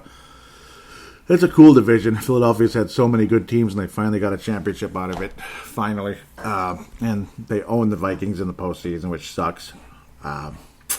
They just do, which is really frustrating. But I don't know. Are they the de facto division champions, or are the Cowboys going to be back to being one of the better teams in the NFL again? It's a tough decision. Ezekiel Elliott is probably going to be the last high-paid running back, other than Christian McCaffrey of the Carolina Panthers, who we'll be getting into very shortly. A lot to say about them for obvious reasons. I guess Christian McCaffrey, Ezekiel Elliott enjoy the money because running backs aren't going to be getting paid like they used to, unfortunately, and it just is what it is. It's the ultimate position on a football team where the slogan NFL, not for long, is in play. And it's unfortunate, obviously. Dak Prescott, will he finally have some kind of success? Finally. Will frickin' Carson Wentz finally stay healthy? I mean, can he stay healthy? Can you please stay healthy, Carson? I mean, we'd love to see what you can do. Come on, Carson, let's go. Let's see what you can do. Dak Prescott has failed in the postseason on multiple occasions. The Giants, well, we'll see what happens with Daniel Jones, pardon me, and the Washington football team. I don't know, guys. Washington Red Tails, Red Tail football team. I don't know. I don't know. They're gonna be in the sweepstakes for the number 1 pick in the draft as well, looking to start over. I don't know, man. That's a tough one to pick. I think the Eagles are slightly better. I just don't trust the Cowboys. Or they might have a glitzy, gaudy record, and then there you go. They have McCarthy now as the head coach. That's the one thing that helps. Peterson, is his luck going to run out? Doug Peterson, not luck, but is his magic going to run out now? And then it's McCarthy having a nice resurgence with Dak Prescott and all that. Oh boy, I don't see either team getting anywhere in the postseason. I don't. They may very well both make the playoffs, especially with the 7 seeds and all that. You might get the Cowboys 9-7 or Eagles 9-7. I don't have a whole lot of faith in either one of those clubs. I just don't. I guess I'm gonna give the division to the Dallas Cowboys. Yeah, because I think Mike McCarthy's back at it again. He's had lots of success, obviously, with the Green Bay Packers. Just things got sour with Rodgers. Things got stale with McCarthy and Rodgers and all that. They weren't getting along anymore. And I think the Cowboys win the division. And then after that, not much. Maybe one playoff win. Maybe. That's just about it. The NFC North, they believe the Vikings are going to win the division at 10-6. And I'm pretty much standing with that record as well, with the 10-6. That's what I came up with earlier. And I think that's pretty much what I'm going to stick with at the moment. Green Bay Packers, 9-7. All that. Bears, 7-9. Lions, 5-11. I mean, as long as the Detroit Lions are going to struggle with Matt Patricia, I mean, a lot of people believe that's just 2 wins for the Vikings, which is funny because it seemed like every time the Vikings went to Detroit, it was a loss for years. And it was so frustrating, even though when the Detroit Lions sucked, or they'd have like a halfway decent coach and they'd have big moments here and there. Whenever the Vikings actually swept the Lions, it was one of those awesome seasons, like 13-3, and we're going to make a playoff run, this and that. Or it was the Brett Favre era, blah, blah, blah. The one good year with Favre, just like it was one good year with Case Keenum, and only 1 year with Case Keenum. But right now, Matt Patricia just cannot beat the Vikings, and that's a good thing. And if he does, it's going to be extremely bleeping frustrating. It's probably Matt Patricia's last year in Detroit. It probably is. The Bears are an interesting team. They have just recently selected Mitchell Trubisky to be their starting quarterback this season. It won't be Nick Foles. Matt Nagy is another guy who's probably on the hot seat after that amazing first season, and they choked in the first round to the bleeping Eagles with Nick Foles, his last playoff win with the Eagles, and now Nick Foles is on the Bears, so they don't have to worry about that happening. It also didn't help that the Bears won that game. If the kicker actually made his kick, they would have probably won that game, but I don't know. I love the Bears' history. He was on Dan Barrero this past week. Oh, my God. What am I saying? Jim McMahon was on Dan Barrero this past week. He was absolutely... oh, my God, that was cool. Obviously, he was the quarterback of the Vikings 93 team. He had a significant injury in that game versus the New York Giants, it turned out, where he may have had a fracture in his neck. Can you imagine that? So I have a lot of respect for the Chicago Bears just because of those, the good old days, and that was a cool team. And people forget how damn good that team was for a 4-year span, and Jim McMahon talked about that. It wasn't just the 85 season, it was 84 through 87 to 88-ish. The Bears were arguably the best team in football during that time, but they only got one Super Bowl out of it, and that was, of course, the 85 Bears, who were basically unbeatable.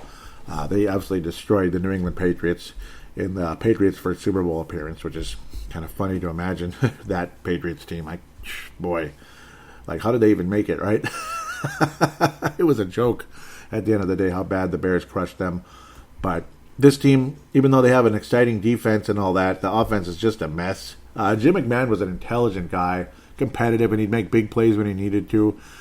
The poor son of a gun, though, he is suffering. Boy, he's suffering through so many injuries that are going to last the rest of his life. I feel bad for that guy. He went through some hell, and of course some massive plays that would have been roughing the passer in a heartbeat. Like half of the plays that he went through would have been roughing the passer. I swear, that poor guy in modern day football. The Bears aren't likely to be a playoff team unless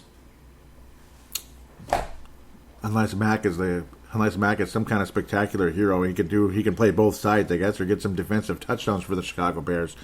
But I'm not sure that's going to happen. So the Bears probably won't be a playoff team. I do think the Packers are a legitimate team. Obviously, great defense, great defensive line. The Vikings being able to keep Riley Reif, thank God, with that was a good thing. Obviously, he's a better run blocker than a pass blocker at the left tackle. And, Rashad Hill's a better pass blocker than a run blocker and blah, blah, blah. But keeping Riley Reif was a good thing, thank God. So maybe the Vikings won't lose both games to the Packers this year, which will help. Their defense is absolutely excellent. Obviously, the Green Bay Packers, Matt LaFleur is what he is. Aaron Rodgers, who knows what's going to happen with those two guys. Aaron Rodgers is a different personality, and of course the drafting of Mr. Love. Rodgers is already talking about his exit from the team. Will he wind up with the Bears? Will he wind up with the Vikings? Will he wind up with the New England Patriots? Who knows what's going to happen with Aaron Rodgers, but he's very unlikely to finish his career with the Green Bay Packers. In Aaron Rodgers' case, I think they're a very dangerous team still, particularly for us if our offensive line isn't up to the task. Obviously, with Ezra Cleveland, unlikely to see much action early on. And who knows what kind of an impact player he's going to be long term. But the Vikings offensive line will, obviously we talked about that in the first segment a bit, obviously, because that's one of the main focuses of this team until hell freezes over. Especially with this Packers defensive line. I mean, if you're going to knock the Vikings out of playoff contention or keep them at least below you as a wild card team, when you have a defensive line like that, that's how you do it. So that would be the reason why the Packers would knock the Vikings out again of winning the division championship. But maybe the Vikings are just a little bit better and the Packers just aren't that good this year at this moment. I can't imagine Rodgers is feeling good, but don't be surprised if there's a massive resurgence for Aaron Rodgers, just the frustration, this and that. Remember how Drew Brees struggled with the San Diego Chargers many years ago? And they drafted Phillip Rivers. That's how old Brees and Phillip Rivers and me all are. All three of us, how old we are. That was a long time ago. Way back in the day. Brees just took off in that 2004 season. After that, he was just like, okay, one way or another, I'm either going to be the starter or a legitimate, high-paid starter somewhere else. And Brees from then on was a, first ballot Hall of Fame quarterback. There's just no question about it. The greatest passing yardage in NFL history ever since then. Absolutely insane. That's the one thing that might drive Rodgers to a point of he doesn't have a backup quarterback who will never see the light of day. Now, am I convinced that Love is a legitimate quarterback of the future? Not really. Not so much as some of the other guys that could have been taken. If they really, truly wanted to say, okay, Aaron, you're getting old and it's time to move on in the next 2 years or so. So he shouldn't feel as threatened as, say, Drew Brees was with Phillip Rivers. And especially Brees was much younger. But I would not be surprised if Rodgers had a major resurgence type of season and then at the end of the year was demanding a trade or something like that to the, who knows, to the San Diego Chargers or something. No, the Los Angeles Chargers, pardon me. That would be one of the main reasons, along with the defensive line continuing what it did last year, just absolutely being a menace to the Minnesota Vikings and Kirk Cousins and sweeping us last season, especially that game in U.S. Bank Stadium, which was utter devastation. That'd be why the Packers would win the division. The Vikings would win the division because the offensive line holds up. Justin Jefferson is amazing, beyond anything. Dalvin Cook shocks the world and then is able to demand a trade or something at the end of the season. Who knows what will happen there. Finally get paid, this and that. Who knows? It would take something like that. And obviously Kirk Cousins having a season like last year, maybe even a little bit better. But that would be the back and forth. It's a tough choice here between the Vikings and Packers. It's nice that we're in this position to be talking about a division championship and all that. It's just a matter of, again, the Vikings have won division championships for 40, 50 years, and we're still waiting for our first Super Bowl. We haven't won an NFC championship in 44 years. So that's the thing. And I don't really see that happening right now either. That's the crappy part. And if the Packers get to the NFC championship game, I don't think they win it. I don't think they're going to get there either. I wish this Viking team had that in them. I wish the Vikings had it in them. I mean, there's talent on this roster that could carry this team somewhere. One major thing that might really help the Vikings have a spectacular 12-4 type of season, again, is the young secondary unit being a total surprise. They just absolutely explode, kind of like Green Bay's defensive line last year. Imagine Minnesota secondary just absolutely taking off into this season. That would be one of the reasons why the Vikings could be something special, where Kirk Cousins Obviously helps put up the numbers on the offensive side with Dalvin Cook staying reasonably healthy. Alexander Madison just being the solid rock he is. And that secondary frustrating the hell out of quarterbacks, forcing some turnovers, and, again, batting the ball away, which would be a lot better than what we got from Trey Bleep and Waynes, who wasn't a bust, but he wasn't that good either. He wasn't worthy of being a upper half of the first round. Either is Anthony Barr, by the way. I've kind of had enough of him, too. Talk about freeing up cap salary. I might want to do that one of these days, right, with him. But probably after this season, maybe, if Mike Zimmer can lower his pride a little bit on that one. But it's a tough go. I'm going to pick the Vikings. I'm going to go a little homerish here. And plus, I just, I don't think the morale in Green Bay is all that great at the moment. That's the one thing.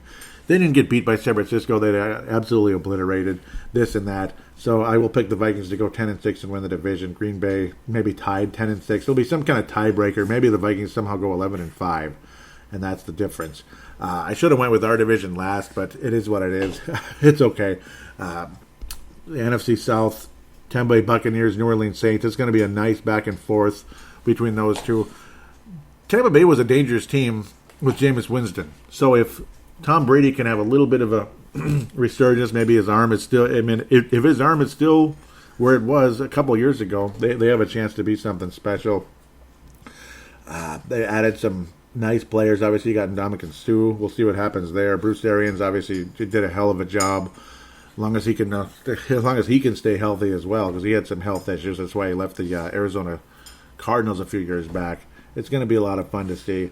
Hopefully Tom Brady still got it. I think it'd be fun to watch. It's just unbelievable to imagine a 43-year-old still being as good as he is. New Orleans Saints are a team. They'll put up gaudy numbers. They'll do this, they'll do that, but I don't think they're going to win anything. I don't. I mean, it's not just a Minneapolis miracle. The Vikings got lucky, or Kyle Rudolph pushed off, and this and that. And that's why the Saints didn't advance to the Super Bowl and lose to the Chiefs or something and beat the Patriots or something a couple of years ago. That's not the case for me with the New Orleans Saints. I just think they're not going to win anything. I think they're going to have a gaudy record or some gaudy numbers here and there. But I don't think the morale is that spectacular there either.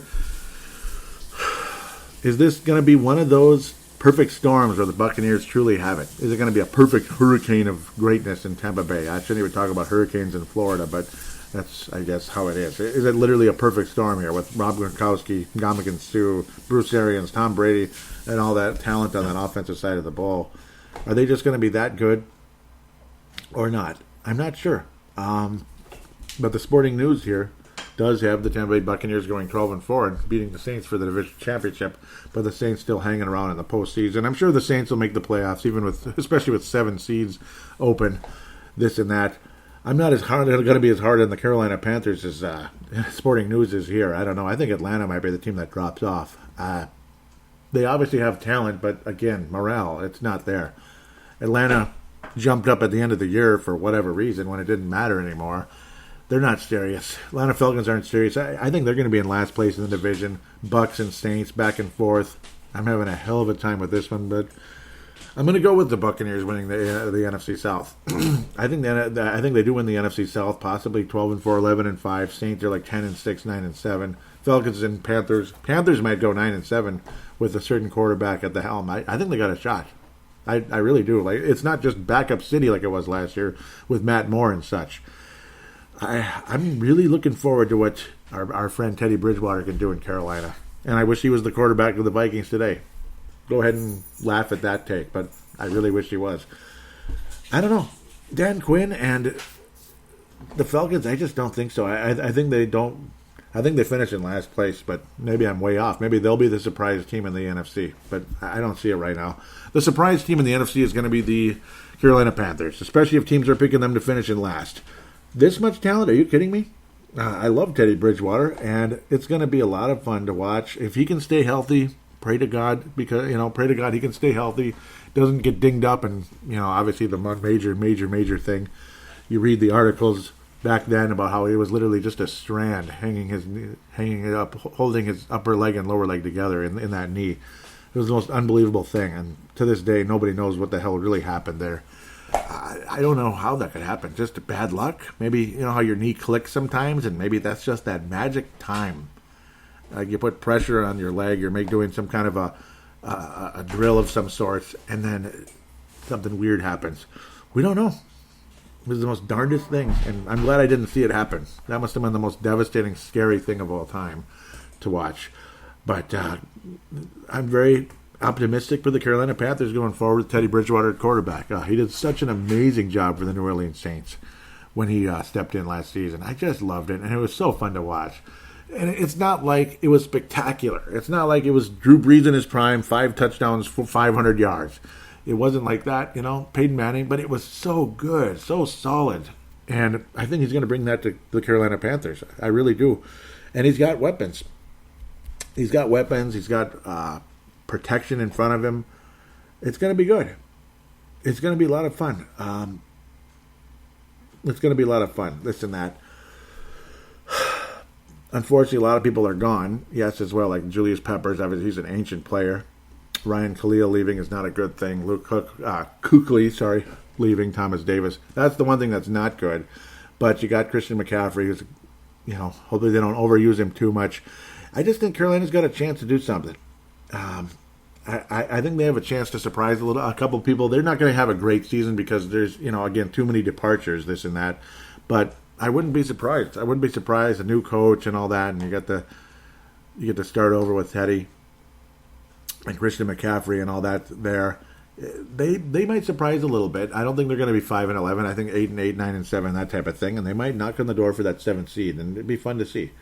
NFC West, it's the winner of this division probably is going to go to the Super Bowl this year and maybe win it, but I don't know. I don't think they could beat Baltimore, Kansas City, Seattle, San Francisco. These guys are very high on the Seattle Seahawks, 12-4. San Francisco dropping 9-7. The old, Super Bowl loss syndrome.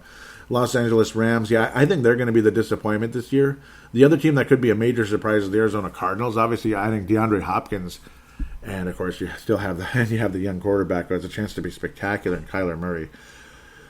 It's going to be fun. It is going to be a lot of fun to watch. DeAndre Hopkins, Kyler Murray. Yep, they traded away David Johnson to the Houston Texans, and I don't think that's going to be that big of a loss. Obviously, they're another team that looks at the running back position and just says, that type of thing. That's pretty much what the Arizona Cardinals did in the offseason. Obviously, running backs are important, but not when you need to sign them for a lot of money, this and that. It's not always a good thing. It's 2-3 years after you sign the big contract. It's not the same. It's just not the same. I mean, Adrian Peterson's not a superstar. Adrian Peterson's solid at this stage. It's amazing how long he's lasted, actually. This doesn't happen that often. 35-year-old running backs don't really exist that much, unless they're in some kind of reserve role, and of course guys like that, like Marcus Allen, guys like that, who was a spectacular player with the Los Angeles Raiders. Again, that team has changed cities about 100 times. Los Angeles, Las Vegas, Oakland. Oakland, Los Angeles, Oakland, Las Vegas. What the hell? And of course, going back to Oakland, that's what was as part of the mix was kind of funny. Sorry for getting off track there. But the Cardinals are going to be fun to watch.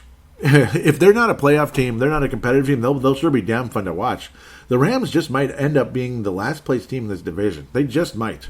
It's a possibility, or maybe the San Francisco 49ers drop off the face of the earth. They might. I mean, I don't know. I really like the San Francisco 49ers. I like Kyle Shanahan. I really do. But I don't know. It's going to be strange. It's going to be interesting. It's going to be an interesting situation. Seattle's obviously super dangerous. They've done what they've done in the past. And the defense has improved. This and that. There's no Marshawn Lynch anymore in Seattle.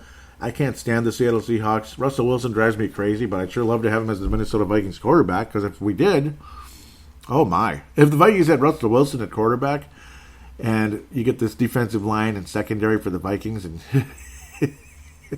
at least one really, really good linebacker with the Vikings. I'm not an Anthony Barr fan, but I love Kendricks. I love Eric Kendricks so much. As long as he can stay healthy, I love Eric Kendricks so freaking much. That defensive line for Minnesota, as long as Danielle Hunter's legitimately okay, God willing, and the secondary, if they pan out, I mean, if you had freaking Russell Wilson at quarterback, we might go 14-2, and it's just our year. Let's go. It's our year. We're going to win it. Period. Damn it. But unfortunately, that's just not going to happen. Russell Wilson's probably going to retire a Seahawk. I think they're going to. He's going to get a statue in Seattle. Again, I hate the freaking Seahawks so much. I mean, every time we go there, it's just like a joke, and they mock us and crap all over us every time we play them. And their fans are jerks too. But it is what it is. Oh, man. Oh. Seattle could be a depressing place because of the constant cloud cover. Of course, once in a while, it isn't that bad. But Russell Wilson's a hell of a player, and there's no question about that. Pete Carroll's obnoxious, but he's a hell of a coach, except for when he's on the goal line in that Super Bowl. But I wasn't complaining one bit of what happened there. Loved what happened in that moment. I just loved it so much. Thank you, Mr. Butler. Oh, sorry. I'm going to have to agree. I think the Seahawks win the division. I'm going to have to agree. 12-4, 11-5. Maybe they're 13-3. Maybe they're the best team in the NFC. I'm going to have to agree. I don't like it. I hate it. I want the Vikings to win the NFC Championship. I want all this. I would love to see the 49ers do good. Arizona's going to surprise some people, but they're not going to win the division. 2-3 years from now, Arizona is, if they can keep things together, add another couple pieces, Arizona is going to win the division. Arizona is going to start winning that NFC West. They're going to. They will. Kyler Murray keeps his head on straight, this and that. Like some guys do, some guys don't. It's nothing against Kyler Murray. It's just the NFL. Teams make adjustments, and the quarterback doesn't make the proper adjustments, and that just doesn't work out. It just doesn't. But Kyler Murray looks legit, and again, DeAndre Hopkins, this and that. Those guys can stay healthy, keep it going for the next couple of years. Watch out for the Arizona Cardinals. They're going to be a threat this year. Significant threat, but they will not win the division. It's going to go to the Seahawks. It's going to go to the Seahawks. It is. I think the Seahawks will be in the NFC Championship game this year. You can tell I'm really thrilled about it. As to who they're going to go up against, it's one of the toughest decisions. It isn't going to be the Washington football team. No, it's going to be the Bucs. It is going to be the Bucs. It's going to be the Tampa Bay Buccaneers and the Seattle Seahawks. I don't think it's going to be the Saints. The Saints might get to the second round. I think the Vikings' chances of getting to the second round are super good. The Vikings could even go to the NFC title game this year, but yeah. If there's fans or not, depending on the situation, because I got to think Seattle's one of those cities that's not going to have fans in the stadium, but maybe by that time, people will finally get to a point of say, okay, this isn't as severe as we thought, or it's better now. Whatever angle you look at this, I'm just dropping a little nudge with that conversation there. The numbers drop. Yeah, the numbers drop by that point. I don't think the Vikings are going to win in any Seattle and any NFC Championship game if we get there. We could get there. But the Bucs are a kind of team that would beat the Vikings. The Vikings have never beaten Tom Brady, and the Bucs are what they are. I don't see the Vikings beating Tampa Bay or the Seattle Seahawks unless Tampa Bay is just an absolute flop of all time, which could happen. By the way. Not every time you put a bunch of older guys on a team with some young talent, it works out. But sometimes it's just absolutely great. Kind of like the 2009 Vikings. You had some young talent and a couple of veterans coming to Minnesota with Brett Favre. And it was an awesome, spectacular season. In Tampa Bay's case, it'll be a one-year wonder. It will be a one-year wonder. I mean, 43-year-old Tom Brady, if he's there a couple of years, it's not going to be as good the second year. It's kind of obvious. This will be a one-year wonder type of season for the Tampa Bay Buccaneers. They will get to the NFC Championship game. Brady's beaten Wilson before in a big game, so the possibility exists. Is this that magical season, or is it going to be an 2009 type of thing where they're there, they play super well, but the other team just gets the job done and wins in the Seattle Seahawks? I would hate to see the Seahawks back in the Super Bowl. I really would. Oh, man. I think the Chiefs return to the Super Bowl. As for the Bucs versus the Seahawks, Lord, I really would love to see the Bucs beat the Seahawks. And I think they can. I absolutely think they can beat the Seahawks. If anybody can beat the Seahawks in the NFC, it's either the 49ers, like say they come back stronger than ever, or the Tampa Bay Buccaneers. It's going to be one of those two. It's not going to be Philly. It's not going to be the Vikings. I wish it was. It's not going to be the Saints. I don't think Green Bay is going to beat Seattle. I don't. It's not going to be the frickin' Cowboys. Give me a break. Cowboys are not going to beat the Seahawks. It's just not going to happen. I don't think the Cowboys will beat the Bucs either. So you can get the idea what's going to happen in those first and second rounds. To me, it's Bucs versus Seahawks. And after that, it's one of the tougher picks. It really is. But if you're a betting man, it's the Seahawks. It's the Seahawks. Tampa Bay, something will just go wrong and Seattle will just win, that type of thing. Something just won't work out. But hopefully in Brady's case, it'll work out for him. I would love to see him back in the Super Bowl, and maybe he can knock down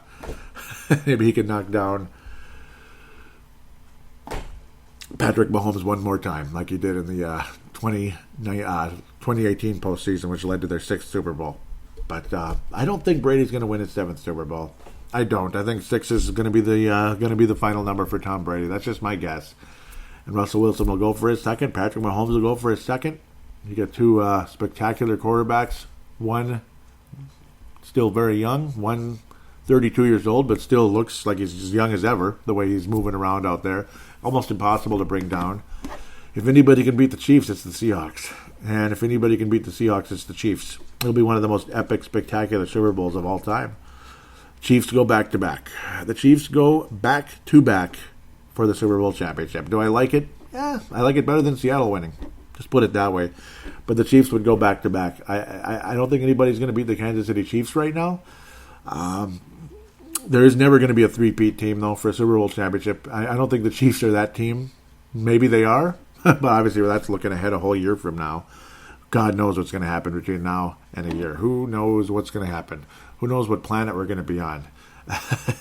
We'll see what happens. But the Kansas City Chiefs go back-to-back as Super Bowl champs at the end of the day, in my humble opinion, in this prediction segment. Unfortunately, Vikings will win the NFC North. Will probably most likely get to the divisional round again, but I don't think we get past Tampa or Seattle, regardless if there's fans in the building or not. Tampa Bay, there might be 7 billion fans in the building, and Seattle, there probably won't be a soul there, except for media members that are on their laptops getting their Zoom apps running and rolling, which is so exciting to watch, but it's better than nothing. Put it that way, right? That's my opinion on that. The audio sucks. The audio sucks, and the video quality is it's okay. It's not live. It doesn't look like live television, but it's going to have to be for now. It's reality. It is what it is, regardless how you feel about the whole situation in this world right now. You could probably guess, nudge, nudge, hint, hint where I stand about it, but I'll leave that alone. I'll maybe start my political show one of these days. I've been putting that off for about a calendar year, but we'll get to that someday. With that said, Chiefs go back-to-back. Now that I've rambled on forever, we'll come back and talk to you guys in fan interaction right after this.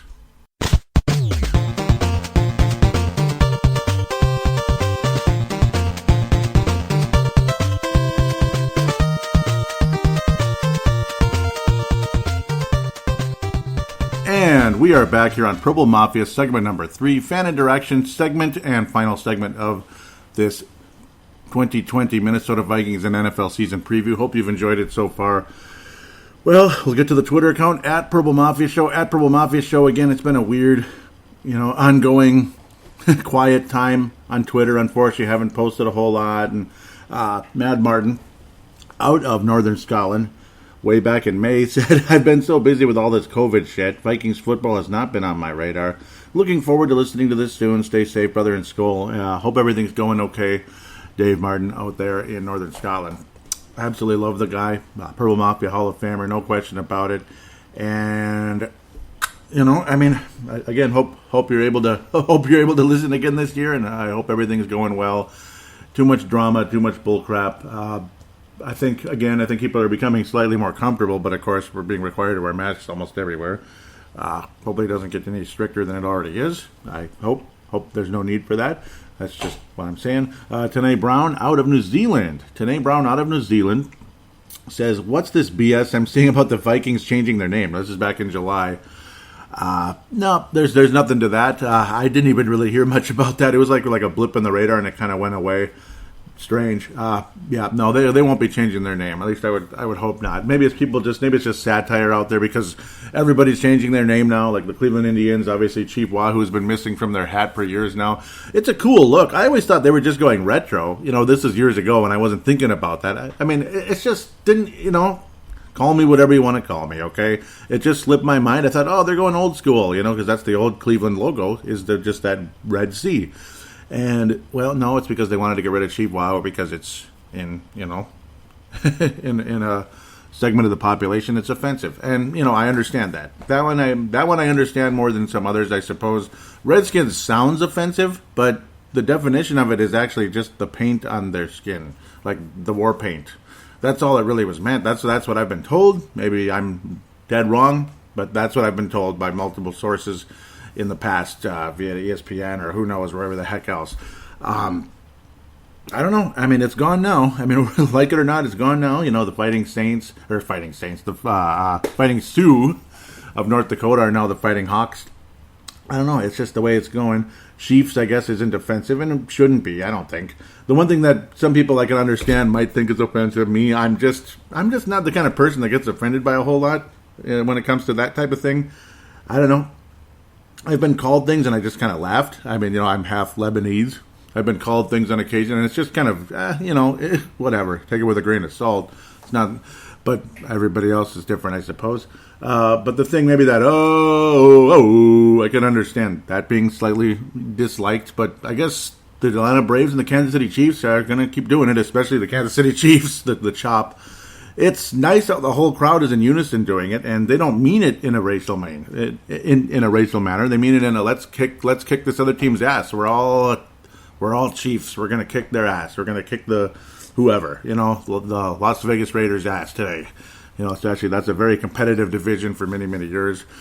Denver Broncos, I think there's a bigger dislike even with those, but it's a very cool division out there in the AFC West. Good stuff.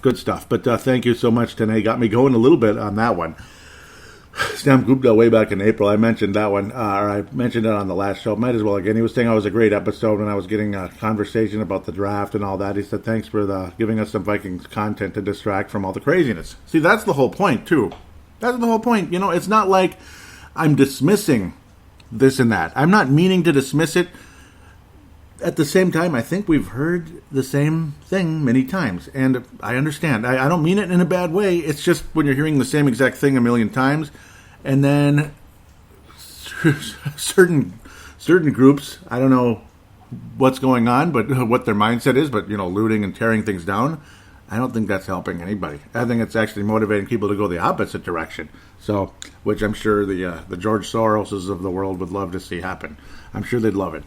Okay, that's enough of that. Try not to say that name too often. At Purple Mafia Show. Yeah, scary stuff, actually. But At Purple Mafia Show is the Twitter account for Purple Mafia, yes, and New World Order, that kind of stuff, too. It's not a good thing. When you start hearing about New World Order, it's not a good thing. It's not. But I guess that's up to you if you like it, I guess. Excuse me. Way back in May, the Vikings had, this is on the Facebook page, now facebook.com/Purple Mafia Show. Again, no call-ins. The last call-in was way back, like, after the Super Bowl, not, back in, like, the late winter when COVID was starting to take over. Things got super quiet everywhere, basically, and everybody's mind was on, this grand hero named Dr. Fauci. Yeah, I don't know. Yeah, I guess he's a hero. Yeah. Okay, but the Vikings, again, signed Anthony Harris to a franchise tender, almost $12 million for a single year, and we'll see what happens after that. A lot of people believe he's not going to come back. You're even hearing like Mike Zimmer talking about that's expensive for a safety. Yeah, he's a good safety. He's a damn good one, and I'll never forget when Harrison Smith, the other Harrison Smith, got injured during the 2015 season, and I was saying how, the Vikings got absolutely slaughtered by the Green Bay Packers and Seattle Seahawks, and I was just crying out on Purple Mafia that after those games, somebody in that secondary has got to step up now. They have to step up or this season's over, and this guy named Anthony Harris stepped up, so nice payday for him, at least for 1 year, and we'll see what happens. He's obviously an awesome safety, and I love Anthony Harris. He got co-MVP this year. on Purple Mafia, last year. Vikings Cook was going to hold out back in early June. There was conversation of that. Again, there's a couple comments. Nobody commented on the Harris signing, unfortunately. Were there any comments on the release of the last show way back in early May? There were. Gerald String out of Nebraska, and I need to read these because these did not get read on the air. I didn't like the comment. That was mean of me. I apologize, Gerald. Out of Nebraska says, great show, Joey, as usual. This is, again, the draft recap. I see you're not too excited about Stanley, but as a Husker fan, I had to watch him dominate on a regular basis. He's not flashy, but can make amazing plays out of nothing to keep drives alive. I love how that rolls off your tongue. Drives alive. I love how that rolls right off your tongue. And kind of flew under the radar screen. The other thing he's good at is winning games. Yeah, that would be nice. And I think was 3-0 in all his bowl games. That's pretty good. So he's good in the big ones. That's good to know. We could use that around here. I would have to look though. Maybe he will be one and done. But kind of excited to see if he can compete for backup. I think he has the potential to move past Mannion, but time will tell. This was just icing on for me anyway. We got some studs in the first 4 rounds for sure. Take care and thanks for the show, and you're very welcome, Gerald String. Thank you for listening and thank you for your loyalty. Mark Carlson out of Iowa says, finally, I've been wearing out my refresh button on the podcast app. Just saying. Thank you, Mark out of Iowa. Awesome guy, Mark Carlson, Gerald String, 2 of the absolute pillars of this Purple Mafia show, and there's no question about that. So seriously though. Yeah, it looked like a damn good draft, and this Cameron Danster is, a lot of people are excited about him. Gladney, people were a little bit kind of wincing a little bit, thinking we could have done something else, but he might end up being awesome. It's just, the injury history, and we already have Mike Hughes with injury history, so yeah, tread carefully. There were comments on Dalvin Cook possibly holding out back in the early June, and luckily that didn't happen, but let's read your comments anyway out of respect. If I can get it to load. I guess I already did. Gerald String, Nebraska says, I'm getting to the point of who gives a bleep, who gives a shit. I'll just say that one. It's not the F word. How many games has he played in? How many games has he played an entire game for 3 years? An entire season, I'm guessing. Yeah, it's frustrating. Mark Carlson is holding out for what? Yep, he's amazing, but what more does he need? I'm not sure how he can justify more. Spend the money on defense and let's level our opponents. Well, I mean, he's definitely underpaid for what he is, Mark. There's no question about that, and I don't disagree with your thought process in a lot of ways. Running backs just never last, and they always get hurt. Isn't he making only like $1.2 million? And I know to us, Mark and Gerald and all of us, we would love $1.2 million. Even if you're already making over $100,000 a year, some of you might have a nice solid job or multiple jobs to get you to that $100,000 a year. Even if you're making that much, which I'm not, someday hopefully, soon, very soon. It's still, 10% of $1.2 million. I get that. But in the NFL, and for what Dalvin Cook is, I don't know, he should be making at least 6 or 7, right? And he turned down something. We don't know what if it was 10. We don't know if it was 9 or 8. Him and his agents, so that's frustrating. Jesse Ball says, let him hold out. Probably get hurt doing that. They paid Kirk too much, I agree. They should not drop a ton of money for a running back. There is no market for them. We can draft replacement easily. Sorry, but I'm not in love with anyone on this team, and this is a business. I feel you, Jesse. I do. I feel you on that one. Yep, I can't really disagree with anything you said there. How it's a business, and it's not for long, and I've said that a billion times. But, I mean, I feel for Dalvin Cook with that small contract as well, but I don't know. Well, just be smart with the money, I guess. Adrian got himself in a lot of trouble for a while there with debt and stuff. It's just stupid. Like Mike Tyson was making how much per fight, and he managed to get like $100 million in debt or something. Like, just use your brain. You don't have unlimited income. None of us do. None of us have unlimited income because we don't know what tomorrow holds. And I don't agree with socialism. Let's just fork over money to everybody every second to do nothing. I don't agree with that either. So, yeah, you don't know what tomorrow holds. This and that. Yankee out of Brooklyn Center says, this dude finally had a good season and now he's holding. Yep. Oh, man, says Brett McCarthy out of South Dakota. And luckily he's not holding out, but we'll see where things go there.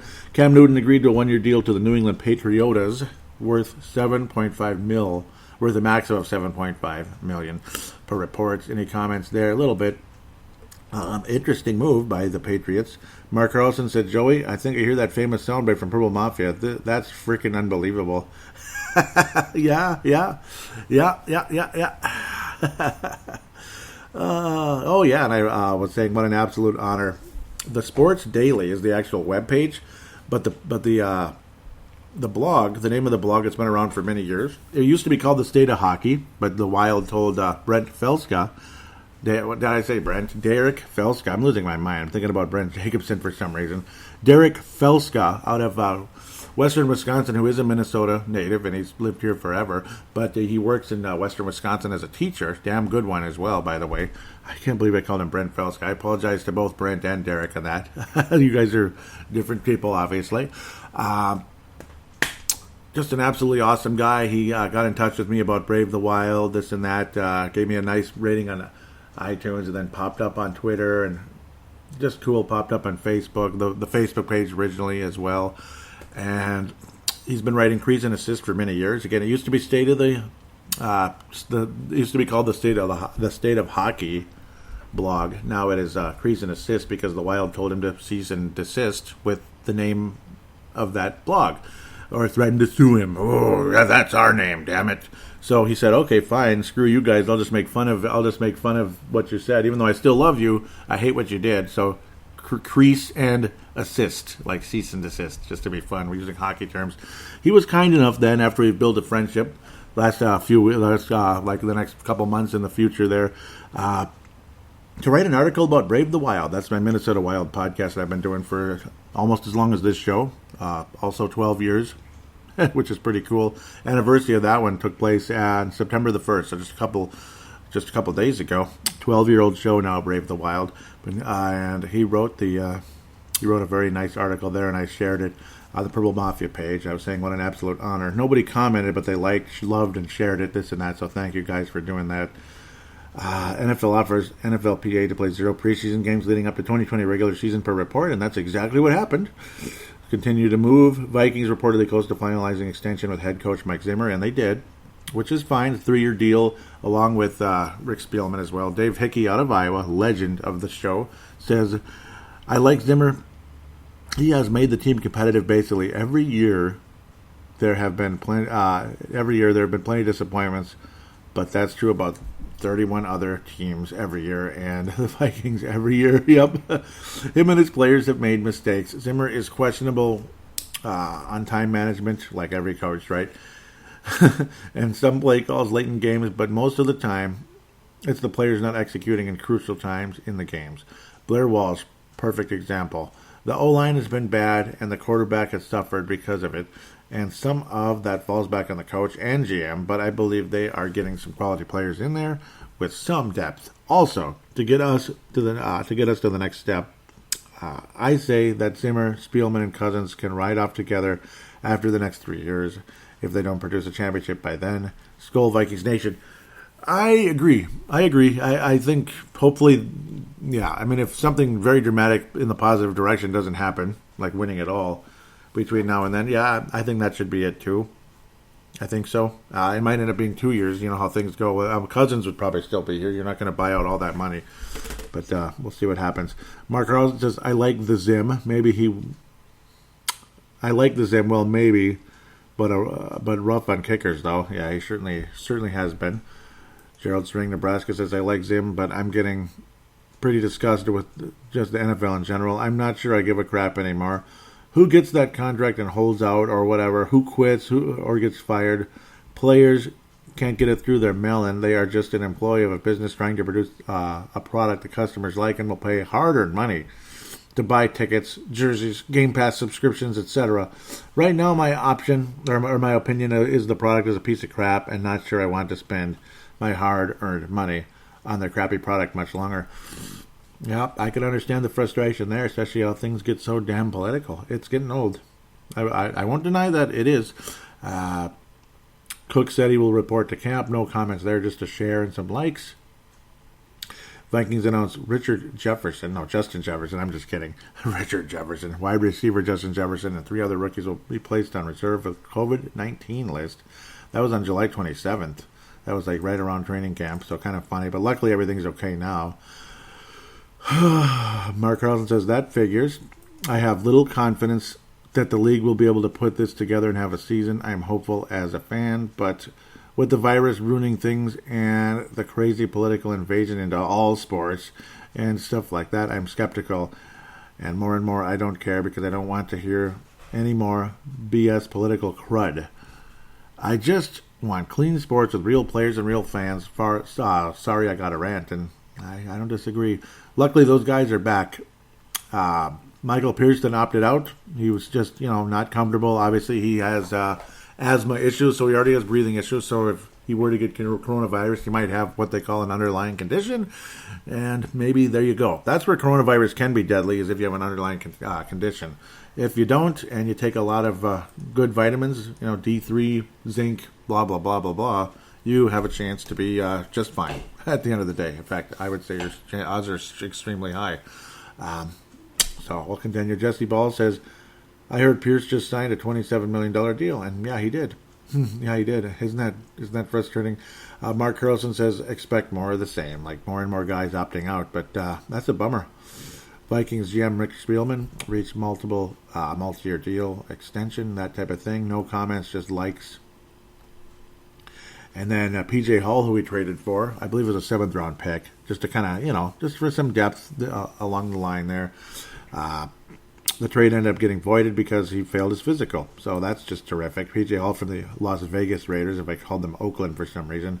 Brett McCarthy said, I had a bad feeling about him when Gruden and Mayock don't want you. Something is up. Jeff Froyland says, good, the Raiders are going to release him anyway. So maybe yeah, that's that type of thing. Big bummer there. Cameron Smith also. See, they found a heart condition after his COVID-19 test, and he ended up having open heart surgery, so he's out for the year, unfortunately. Cameron Smith. So best of luck to him, obviously. He's out for the season. Hopefully he'll heal properly and everything will be okay. Interesting, though. It's a good thing they found it, I suppose. That's for sure. Open heart surgery. Man, that's... I just get the willies when I hear about that. And I'm sure they don't mean that in a mean or offensive way. I get the willies when I hear about that because, let's just say I have a little bit of history with the heart, too. And it's scary as heck, man. Well, the Washington football team is now the Washington Breadsticks. They're the Washington Breadsticks. Yep, they managed to pull that out in nice shirts. People having fun with the possible names. Obviously, satire. The Washington Breadsticks. There you go. There's a nice little bread basket and all that. And it still has like what looks like the feathers coming off of the old Redskins logo. Same colors and everything. And they're the Washington Breadsticks. What do you think? What do you think of that, huh? I posted about that because when I saw it, I had to post it. Gerald String says exactly what I would expect from people regarding the Washington Redskins. And obviously... He's being satire as well. He's delivering satire as well. But you know how this world is. Certain groups get offended really easy. And I don't mean races. I mean certain political groups get offended every couple seconds. But I suppose both of our groups get offended at times for different reasons. Gerald String says, I'm offended if they are white breadsticks. Hopefully whole wheat. Yep, I understand. And you know what? White breadsticks can make you fat. So there's that. And I need to lose some pounds myself, unfortunately, as maybe all of us could. White bread is bad for you, so yep, it is. Vikings say Cameron Smith had successful open heart surgery. No comments, but there are likes. Again, linebacker Cameron Smith, number 59. God bless you, Cameron Smith, and 100% recovery. Hallelujah there for that. 100% recovery. And whatever condition was going on there, hopefully it is corrected completely. As they say, it was a successful surgery, so God willing, that's exactly where we're headed. The Minnesota Vikings will open the season at US Bank Stadium without fans. That'll be the first 2 games at least, because the maximum number of fans or people allowed in an indoor place are 250. So I guess my workplace is an exception to that, because it's an essential job. Yeah, it's essential. Yeah, it is, but... It's essentially annoying sometimes, too, because some of the people there aren't exactly essential when it comes to their work ethic. They're more like, something else. It's like they're still on furlough, some of them, lazy sons of, But Mark Carlson says, well, look on the bright side. we won't hear Go Pack Go then either, so there's that. Yes, that's the good part. It just figures, though, that our home game versus the Packers is the one that's getting ousted, where Green Bay might have some fans in their building. We'll see. Yankee, out of Brooklyn Center, says, going to be a quiet game for sure. Does that mean they will have to make revenue by putting on 2 times the commercials? Maybe. Well, they're going to get more viewers, so there's that. They're going to get more viewers, there's no question. I'm sure the price for commercials has gone up, because that's the only way to watch the game one way or another. I don't like going to games a whole lot. I'm kind of claustrophobic. I don't like crowds and the time it takes, and it'd be kind of hard to do the show unless I have credentials and all that, which I probably should have had like 10 years ago. I just screwed around basically when it came to that. Then it is what it is. Maybe I'd record the show in the bowels of the Metrodome or the U.S. Bank Stadium or TCF Bank Stadium. Since it's been 3 different stadiums during the course of Purple Mafia show. That's how old this show is, man. We've had 3 stadiums. No, I'm kidding. We were in the Metrodome for a significant amount of time. It's 2008 to 2013 regarding this podcast. 2014 and 15, we were borrowing. That's right, borrowing TCF Bank Stadium, and we got to see outdoor football again, which was, I think, really cool. And then 16 on, it's been us Bank Stadium, because it's it's a palace for the Minnesota Vikings, which the Metrodome kind of sort of was not, even though that stadium was built more for football than it was for baseball. There's no question. The seating it was an oval like a football stadium. Baseball, everybody was cranking their head if you're on third or first base, so it wasn't real good. It was actually really terrible in that sense. Twins fans on the third and first base areas probably hated that so much. Oy, it was painful. So, the Minnesota Vikings last Sunday, August the 30th, said sources from ESPN, Jags agreed to trade Ngakoue to the Minnesota Vikings. Freaking awesome. Absolutely just freaking awesome. People shocked and very excited. Gerald String says, well, I was actually excited until I seen what they paid him. Not going to work, fellas. Well, yeah. I hope I'm wrong, but we way overspent for one guy that was already acting like a baby when he was where he was at in Jacksonville. Crap, what the hell was Spielman thinking? This will be the one that sinks the ship, I'm afraid. That will sink Spielman's ship. I'm afraid, seriously, but he's now the second highest paid player on our already overpaid team, and there's a figure covering their face. Brett McCarthy, South Dakota, says, wow, nice pickup. Josh Mayer Henry out of Colorado, and a new Purple Mafia Hall of Famer last February, says, nice move. Well, it's a good move, and it is what it is. I mean, we were able to restructure with Riley Reef, so there is that. We'll see what happens. Hopefully it doesn't sink the ship. And maybe he is that guy that pushes us over the top. Maybe our defense is so good. We're the 85 Bears, eh? Let's go be the 85 Bears. And luckily, Riley Reef ended up staying, though there was fears he was going to leave. They said Riley Reef has told teammates he expects to be cut, according to Pro Football Talk. That was with Score North. Thank you very much, Score North. Indeed, if he was cut, it would have created $8.7 million in cap space. Tanae Brown out of New Zealand. Welcome back here. He says, so that'll be Brian O'Neill to the left, Rashad Hill to the right tackle. And that's pretty much what would have happened. Unfortunately, though, it would have been Ole Udo. And maybe Ole Udo ends up being better than Rashad Hill. He's just more raw at this stage because Rashad Hill is hurt. So they say. So that's unfortunate.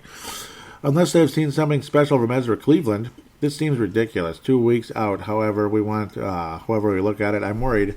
And week one is an important game since we'll have no crowd against the Packers. Ugh, very frustrated right now. Mark Carlson says, another unexpected moment brought to you by 2020. Brought to you by and by. Okay, sorry.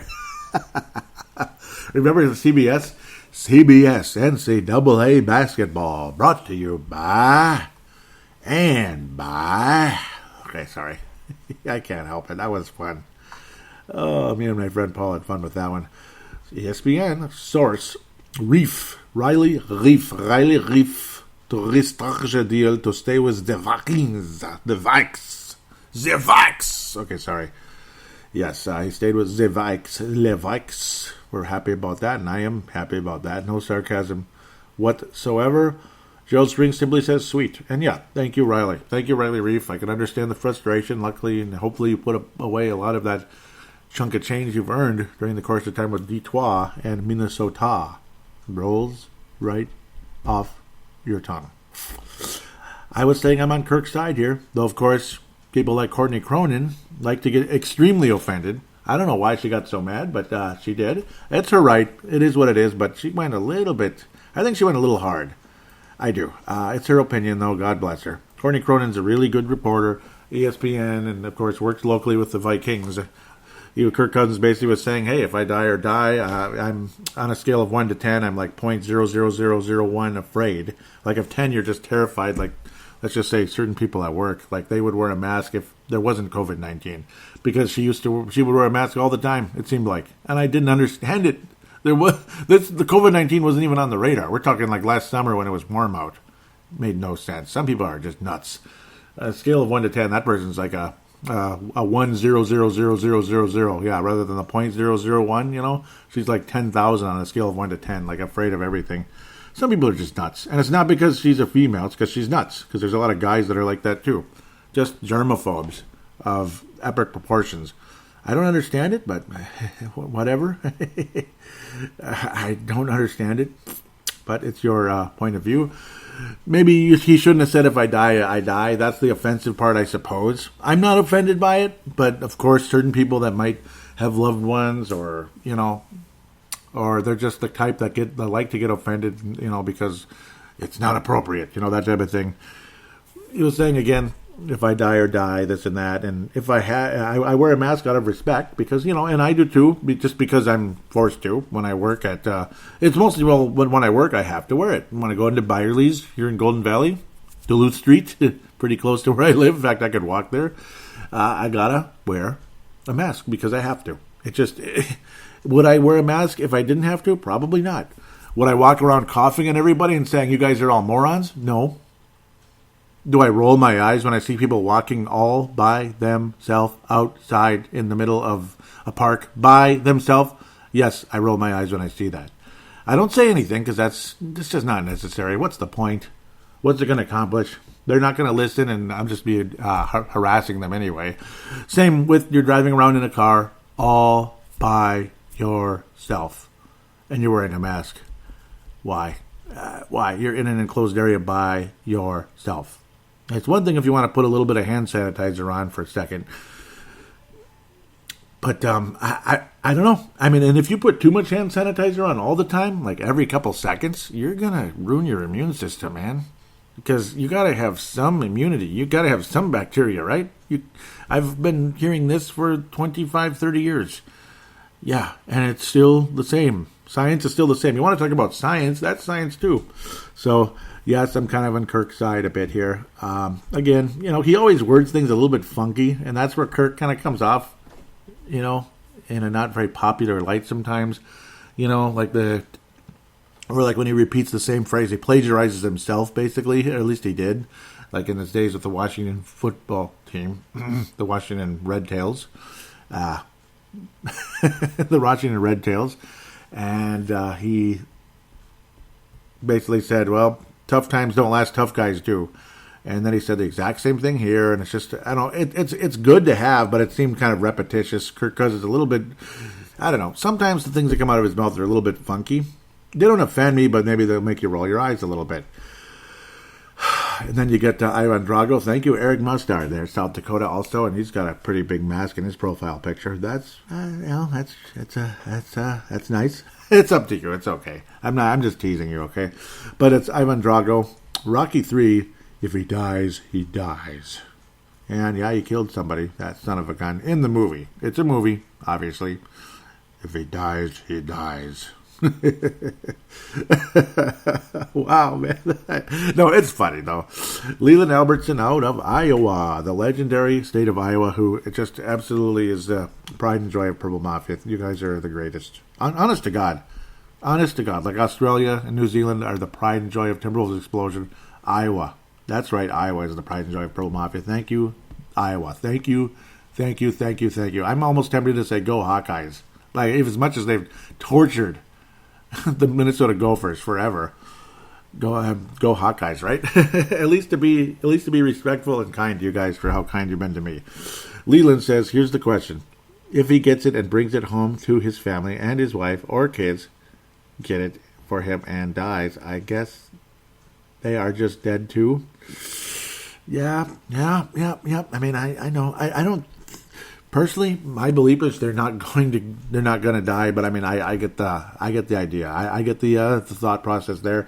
And what if next time the next virus these evil scientists recreate is a deadly one? Then yeah, because let's just say hint, there's always these creepy thoughts and creepy words that the Bill Gates of the world say that have said in the past that make you cringe a little bit, like, oh, in a couple of years there's going to be a deadly pandemic. Why are we talking like that? A little creepy. It just makes you wonder. Mark Carlson says, just no more Pizza Ranch commercials, please. Oh, it wasn't that bad. Kurt Back says, me too, 100. Yep. I mean, they kind of, I'm just not a huge fear guy. I'm not. I try not to be scared of everything. And it's annoying to watch some of the people at work act the way they do. But I don't really confront them and give them a hard time. You just kind of roll your eyes and move on, I guess.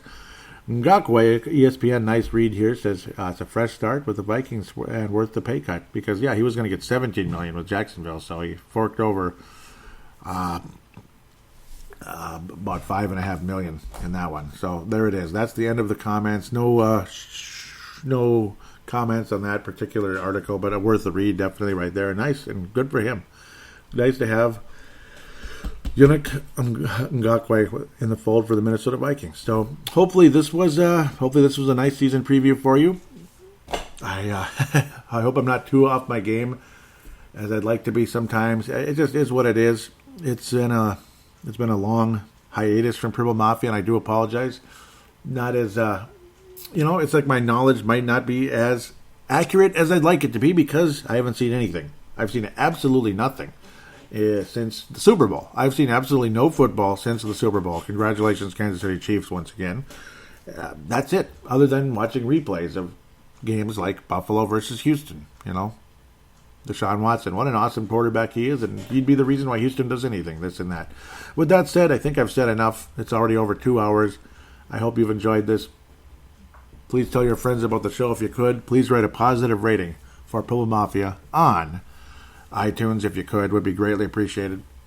If you happen to have an iTunes account, or Apple Podcasts, I guess as they call it most of the time, but even computers, they still call it iTunes. But, you can put it on your phone, iPad, whatever the hell, Google tablet, this and that, Samsung tablet, pardon me, that type of thing. I'm sure there's Google ones as well.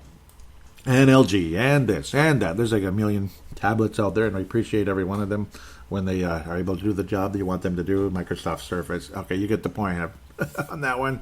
Please write a positive rating about the show. It would be greatly appreciated. It's been a while since somebody has. Could use a little boost. Would be greatly appreciated if you did something like that. Like and or follow the Twitter account and Facebook page if you could. It would be so greatly appreciated if you were to be able to do that. At Purple Mafia Show, Facebook.com/Purple Mafia Show, Facebook.com/MN Vikings Haven. Also, thank you, Trevor Wickerin, for being kind enough to allow me to post links to the Purple Mafia Show on there. They do a lot of the same thing with in-game threads and such. And Viking News, always appreciate that. Always, always, always. And hopefully I get this paladinolive podcasting network rolling soon, one of these days. It's been kind of like just at the back of my mind forever. And, of course, the Freedom of Thought podcast as well. Freedom of Thought podcast would be great. If you listen to that, you don't have to agree with everything I say. Maybe you don't agree with anything. It is what it is. Don't give me a 1 star if you don't agree with my politics necessarily. Give me a 1 star if it's a terrible show, which I don't think it is, if I ever come out with it. Same with this one as well on that. Final thing, again, would be great to hear somebody call in again. You're always welcome to do that. Simply use the free voice recording application on any smart device on the planet, even an Xbox or a PlayStation or whatever the heck. I mean, all of this, you can do it if you really want to. Just record the file. Just click record, basically. Free voice recording application. Talk, comment, question, rant, rave, whatever it is. Save it and email it to paladinolive@yahoo.com. paladinolive@yahoo.com. I will then convert it into an MP3 file thanks to Zamzar.com, who's kind enough to give me a free service because the file's never that big. And if you need a big file converted, they will. You can join a subscription with that page. So I'm happy to give them a free plug because they give me a wonderful free service that helps this show in a big way. Even though we've never met, even though we've never met. With that said, again, hope you're having a nice end of the summer. Unfortunately, it's already early September. 9/11's coming up. I'll give a deep respect to all the first responders on that day, and what a historic day it truly was. Here in the Twin Cities area, it was one of the most beautiful days ever in terms of the weather. It was just a cool, clearest day, clearest day ever. Nice and dry conditions. It was just a gorgeous, quiet, calm day. But unfortunately, some of the quiet was very eerie and very sad. There was no airplanes. There was none of this, none of that. It was a heck of a situation. And to think that was 19 years ago. 19 years ago, I was working at U.S. Bank. 19 years ago, I'd already been there for a year. I'd already been hired. Man, I'm getting old. I mean, we all are, unfortunately. So, again, let's remember 9/11 a little bit here. 19 years ago, God bless the United States of America, and God bless the first responders. We'll give them a quick moment of silence.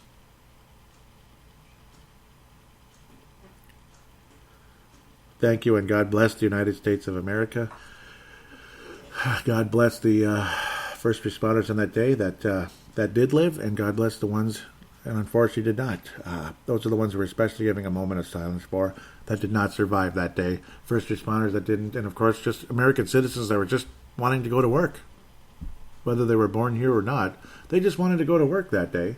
It was a Tuesday, if I remember correctly, and it was. Man, it's a long time ago now. 19 years. Already had our smart cell phones. We didn't have smartphones, but we already had cell phones with internet capabilities. Can you believe that? That's a long time. That's a long time. Podcasting, iPods were just popping on the planet. At the time, podcasting did not exist until like 04-ish, I don't think. Maybe 03, 02. That's when iPods were on the planet finally from Apple, and that's what saved that company. And now they're trillionaires. Crazy. iPods got it going. iPhone, iPad. Oh, and by the way, they make computers too, but they're too expensive, in my opinion. With that said, I'll shut up about that. Yeah. With that said, God bless all of you again. Thank you so much for all the years I've done this show, and thank you for keeping me going, keeping me interested in coming back. Because I love doing this, but if nobody's listening, you lose interest. That's just a fact. With that said, so those of you that listen and interact with me, thank you so much, and you know who you are. Well, next time I'm on the air, we will be reviewing a Minnesota Vikings and Green Bay Packers game. And I didn't preview it because there's just nothing to preview. I just picked the Vikings to win, I guess. That's just about it. I don't know what's going to happen. It's going to be weird. I didn't preview it. I usually don't preview the season opener because it's really tough. Let's just see the teams play, see what kind of momentum we start off the season with. Until then, take care, everybody, and we will talk to you very soon.